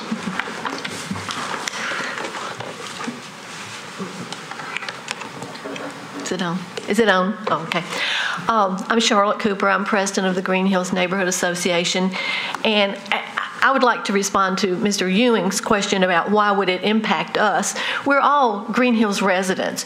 We all shop, walk. We're all involved in that community. So anything that is built in Green Hills affects those of us who live there, work there, shop there. Anything that we do, that is our community. Now, when we see an issue like this, where it appears that they are trying to, I don't want to use the word mislead, but it was in your documents where they said that they wanted to combine the L-shaped property with the whole Hill Center property. And the Hill Center property was built under the UDO, but yet they are asking that the variances on the L-shaped property be under the SCR.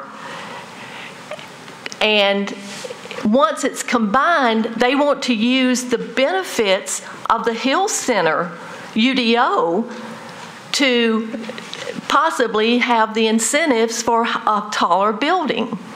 So it seems to me like they are trying to manipulate the system. One of our members said it was like a buffet. They're saying, oh, well, let's use the SCR to get the variances, and then once we get that, we'll combine the property, and then we'll use the UDO that the Hill Center has so we can build higher.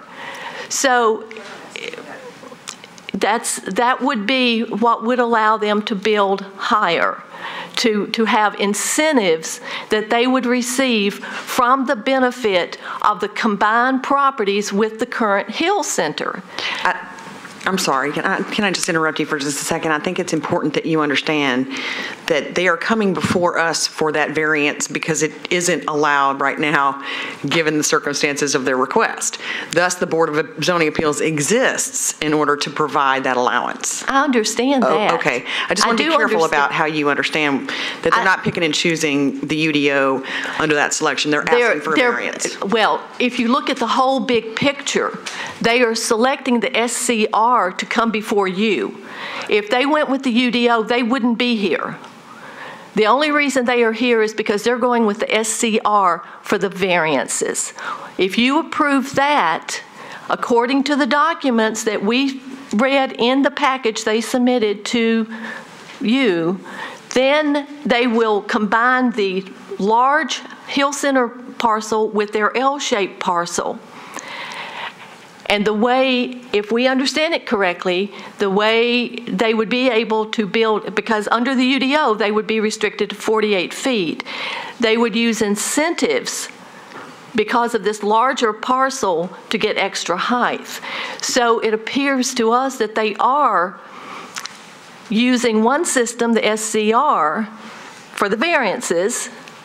And then if the property is combined, which they have stated they plan to do, then they will use the UDO. So it seems to me like they are trying to use two different systems, one to get one thing and one to get another thing. I guess the question I have is the difference in ultimate outcome, and if they were taking two different paths to get to this ultimate outcome, and that was where I'd ask the gentleman the question of if the only two things I can see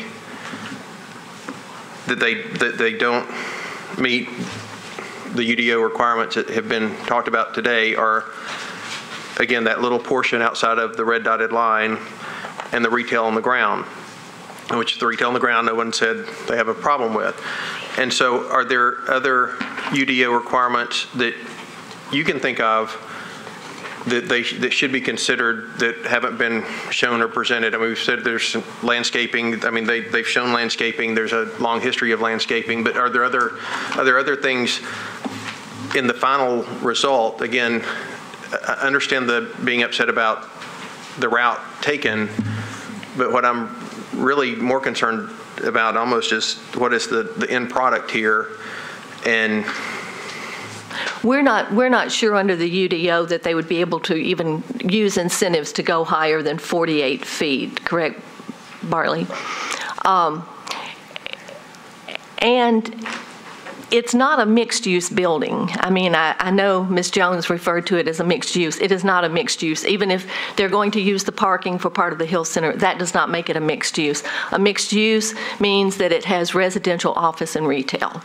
This will be strictly residential. Let me be clear, just so there's no words in my mouth. What I was saying is when they combine the parcels, the entire project is a mixed-use project, is what I'm asking you, is to make sure that there's access to both. No, unless that particular new building that they are proposing to build is connected to one of the other buildings in the Hill Center that contains office and retail.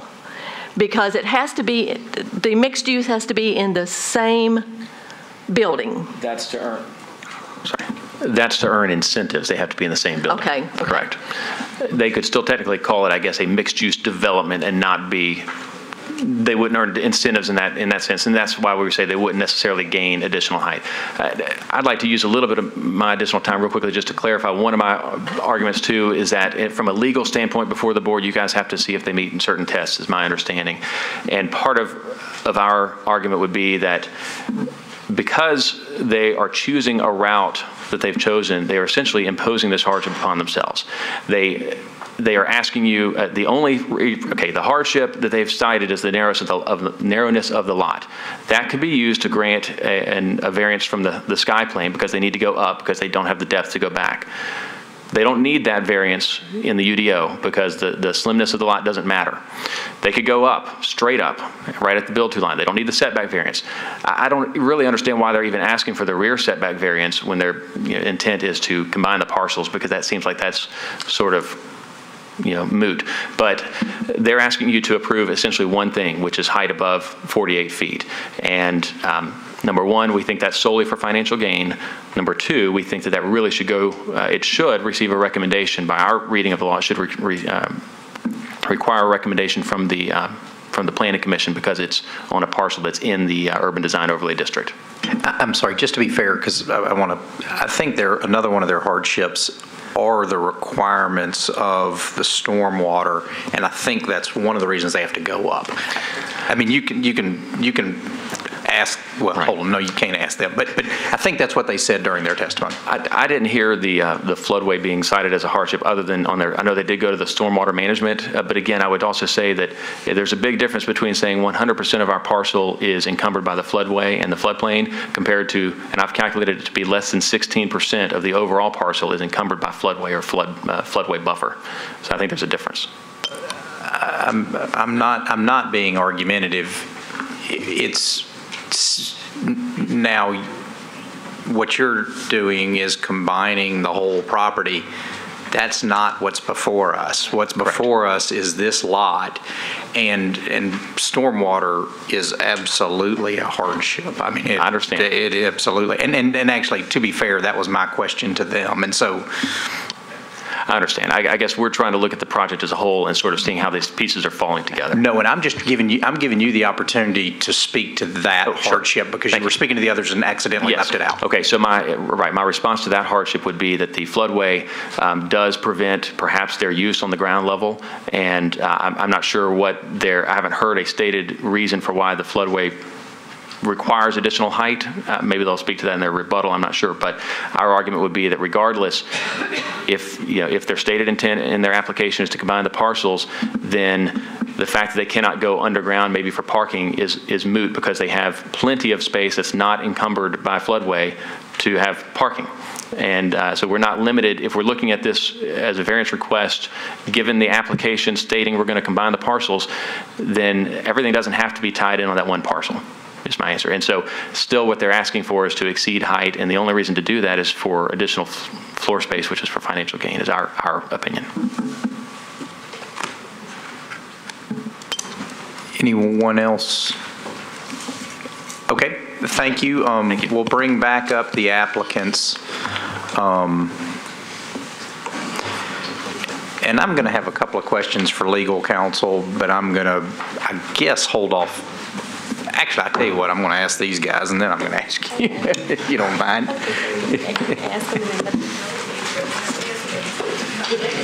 want to address the difference between a unified plat and regular plat.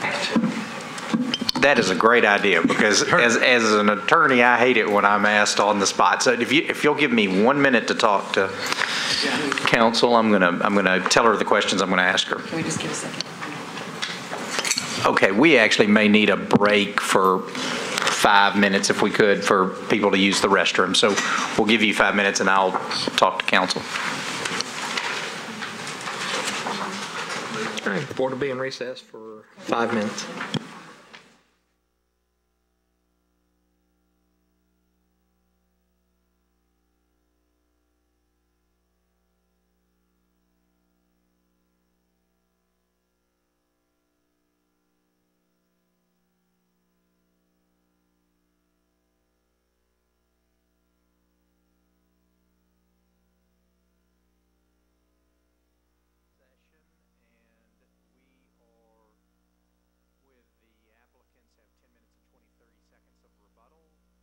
So please proceed. We appreciate that. First of all, regarding the unified plat, that is in the zoning ordinance, and we will not be combining the parcels from a legal. I'm sorry, I was asking Ms. Jones a question. Can you repeat that? I'm sorry. Yes, we are unifying the plat. I'm going to let John Gore speak to that process as we've done it on other projects. Yeah, just to clarify, there's two different things that are kind of being discussed here.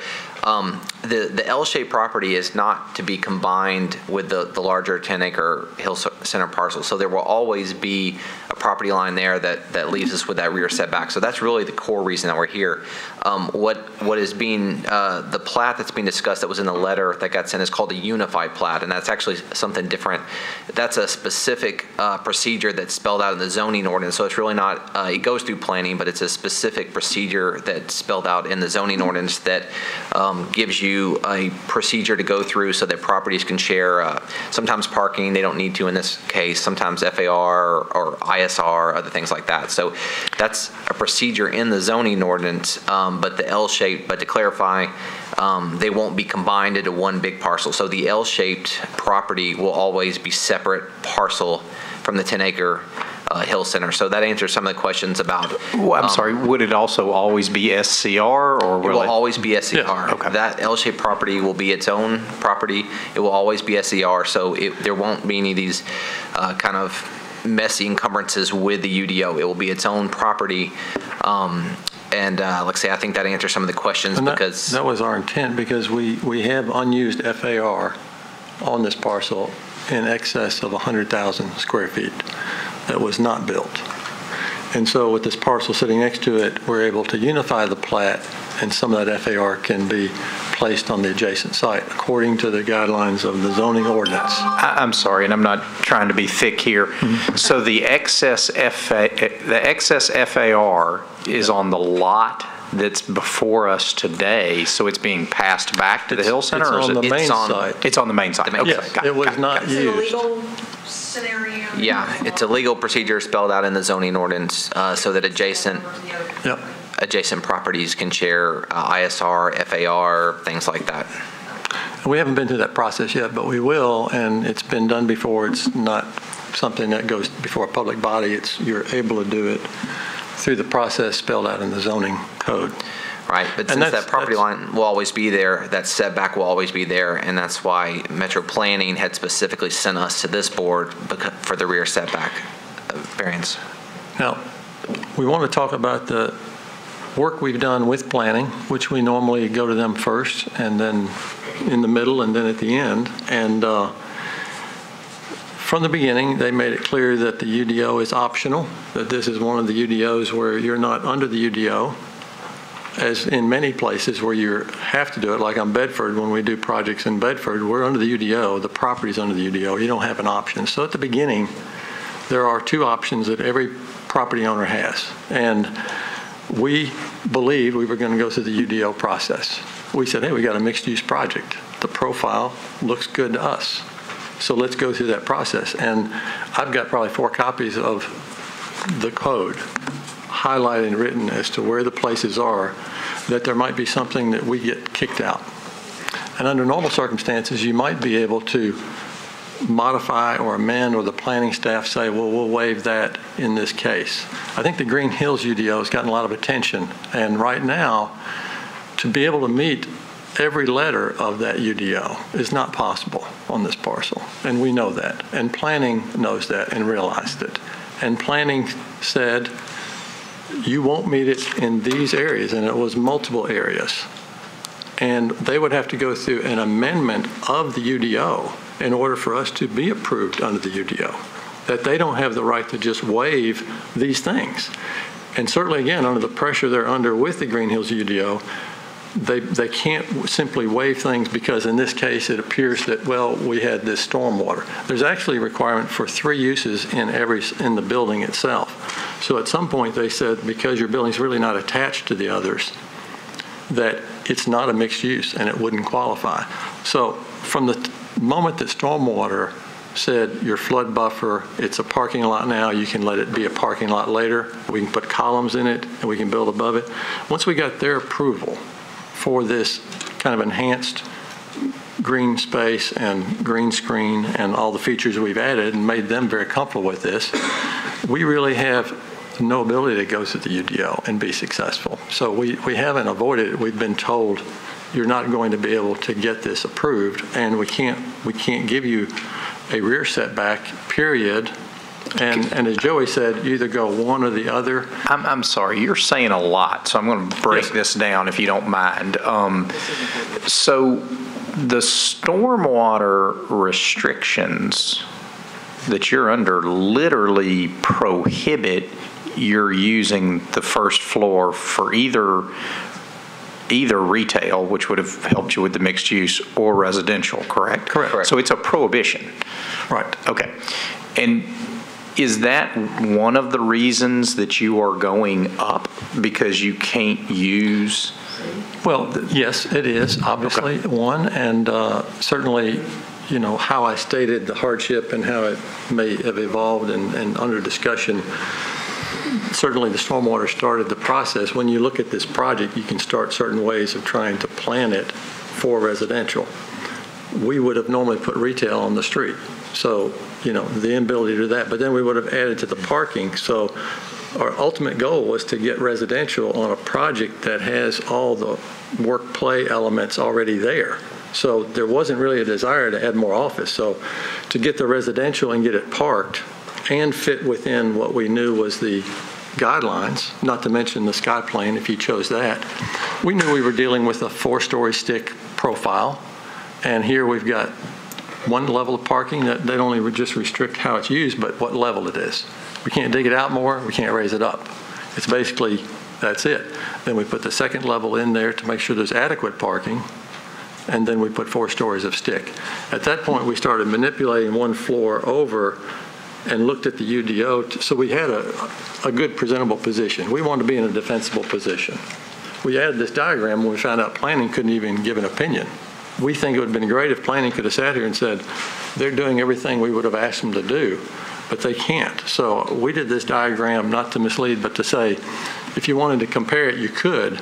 But in fact, what we're doing is we're saying we built what we think is a good and reasonable solution, a 4-story stick over 2 levels of parking. We've lowered as much as we could.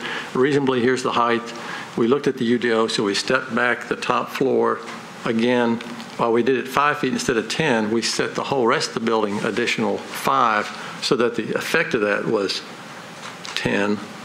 And then we have, in this, we also have the ability for the manner in which it addresses the adjacent property is we also have good light and air space here instead of pushing the building against this back wall. So we feel we put it in the right middle position. Large bioretention area. It's a very green space now. It's going to continue to be more green. The parking is actually pushed back, and there's a 1.5-story green screen with bioretention. So it's going to be a nice replacement of what's there, and we've been reasonable in how much we've built, but we've been affected by each thing along the way. But we're not trying to escape. We felt like we went through this process thinking we would go before 2, 1 for the rear setback, 1 for the profile. But there are lots of minutia in the writing of the ordinance, and I'll just say it's difficult to meet some aspects of it. The height of the first floor also has to be like 14 feet. We couldn't do that. We're supposed to align it with glass. We felt like the parking could be better at green screen, but if you do that, it's virtually 60% glazing. So there are a lot of things why we would come back and we would just be tied in a lot of ways, and we don't think we'd be successful meeting every letter of the UDO, and this is it's an optional UDO, so we're not escaping anything. And the record and notes of all the times we've been with planning, if they were here, they'd tell you how many times we talked to them about this. Yeah, the woman that owns the adjacent property had expressed concern about the construction, and it's hard to tell from the drawing that's on the screen now just how close you are to that property line. And could you just help us understand how you plan to avoid imposing on the neighbor's property during construction? Yes, we had one meeting as was requested. We were open to hear a meeting request. We had one, and we met with her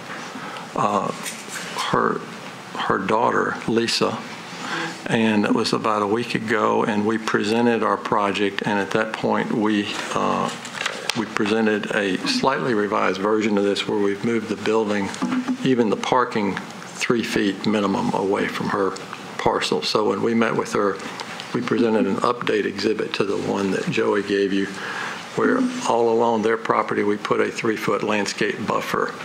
And then we explained how with these variances we're going to be able to push our building away from you. As you get above the parking, will be 10 feet on the narrow side, and it's 15 feet on the back side. So we had a good meeting.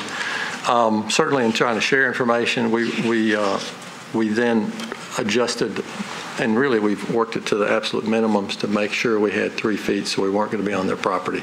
The actual gazebo is actually on the other parcel owned by another party, but there's some confusion about who that might have been. But so we did have a meeting, and we did provide for a good landscape segment, and even though it's a very tight site, we think that's a reasonable, good minimum, and we're going to be able to landscape that just as well. If you see the wall now, it's covered in this ivy, a big leaf ivy. We're going to do something like that. So they're going to get a green screen on both sides of that parking area, and that's how we've tried to be a good neighbor with that respect. I have a question. Is this entire L-shaped area in the floodplain, or does that No, it's not in the floodplain. The portion that would be in the floodplain, I think, is from the column face out. So if you look at those columns that line Hillsborough Circle, right about the face of that column is where the FEMA map is. We're in the flood buffer, and most of the parcel is in the flood buffer. That's correct. The floodway is about where the edge of Hillsborough Circle, and like I say, most of the western part of the north-south part of the parcel is in the floodplain, but some of the eastern part is not. We would say this diagram, if other parcels are developed according to UDO and all along Hillsborough Circle and all along Bandywood, these are the same guidelines for all the other parcels of all of our neighbors. So over the next 20 years of the Green Hills UDO and the option of doing one or the other, we're trying to show you that this is the profile, what you can expect the other neighbor buildings to look like. And we think we'll be compatible with that.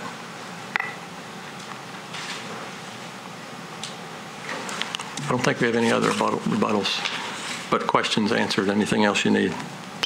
Do we have any other questions? Okay, then I'm going to close the public hearing and start discussion. I'll just say, based on everything we've heard and all of the discussion and taking into consideration the opposition, I think they've met the request. I agree too, and this isn't the only project that has come in front of us that, could have gone a different route, but obviously the applicant actually said that the Planning Commission told them this is the only route to do it. There's some cases that you could come to this board and get what you want, or you could go to the Metro Council and the lawyers and the architects and the engineers just figure out what the best way is, or the quickest way, or the easiest way, and that's why they file in front of wherever. So there's not many times when you build a big building or even a small building, there's lots of different boards in Metro that you can go to, and some can basically give you the same thing. So that being said, there was a lot of talk today about, why didn't they go there, why are they here? But as we said, we are here to rule of what's in front of us, and what is in front of us has been properly filed and debated and argued, and I think they met their burden. I think it's important to say for the record, because there was testimony to the fact that the Planning Commission has to give a report, and I will say both the Planning Commission itself disclaimed any type of obligation to do that because it's an optional UDO, and then also I am getting less sharp, and I forgot to ask council on the record, but she and I did discuss it, and it's not an obligation. And then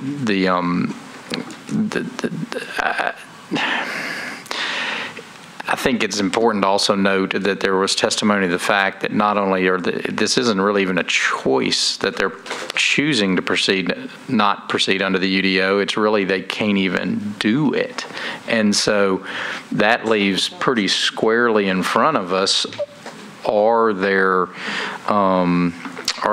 unique characteristics of the property that justify the variances? And they cited both the shallowness of the lot and the odd shape of the lot, but the one that's the most compelling to me is stormwater. I mean, we have completely rejiggered development in this city based on stormwater, and on this one they can't even use the first floor, which obviously makes them go up. And so, and as Mercedes said, this company has been in business for generations and decades, and most of their most recent projects involve retail on the first floor, whether it be Hillsborough Village or 12 South, and then units up top. And so the fact that they couldn't do this because of the floodplain or the stormwater issues, this kind of goes against their model. So this was really the only way that they could build this building on this lot. I'm sure if the Hill family were here, they would say, oh, absolutely, we would want some sort of retail on the first floor. That's what they do. That's what they do. So, to me, that is a strong argument of why this variance needs to be granted. Well, unless there's any... I want to clarify what I spoke about earlier about the self-imposed hardship on the irregularity of the lot. I still stand by that. If it were two separate parcels, as I see that, you can't get much more rectangle than that, and I don't see the irregularity, but I don't hold that against the basis of this project, so I can support it. So. Okay, unless there's further discussion, I'm going to move that the board approve the variance because all of the requirements of MCL 17.40.370 have been met.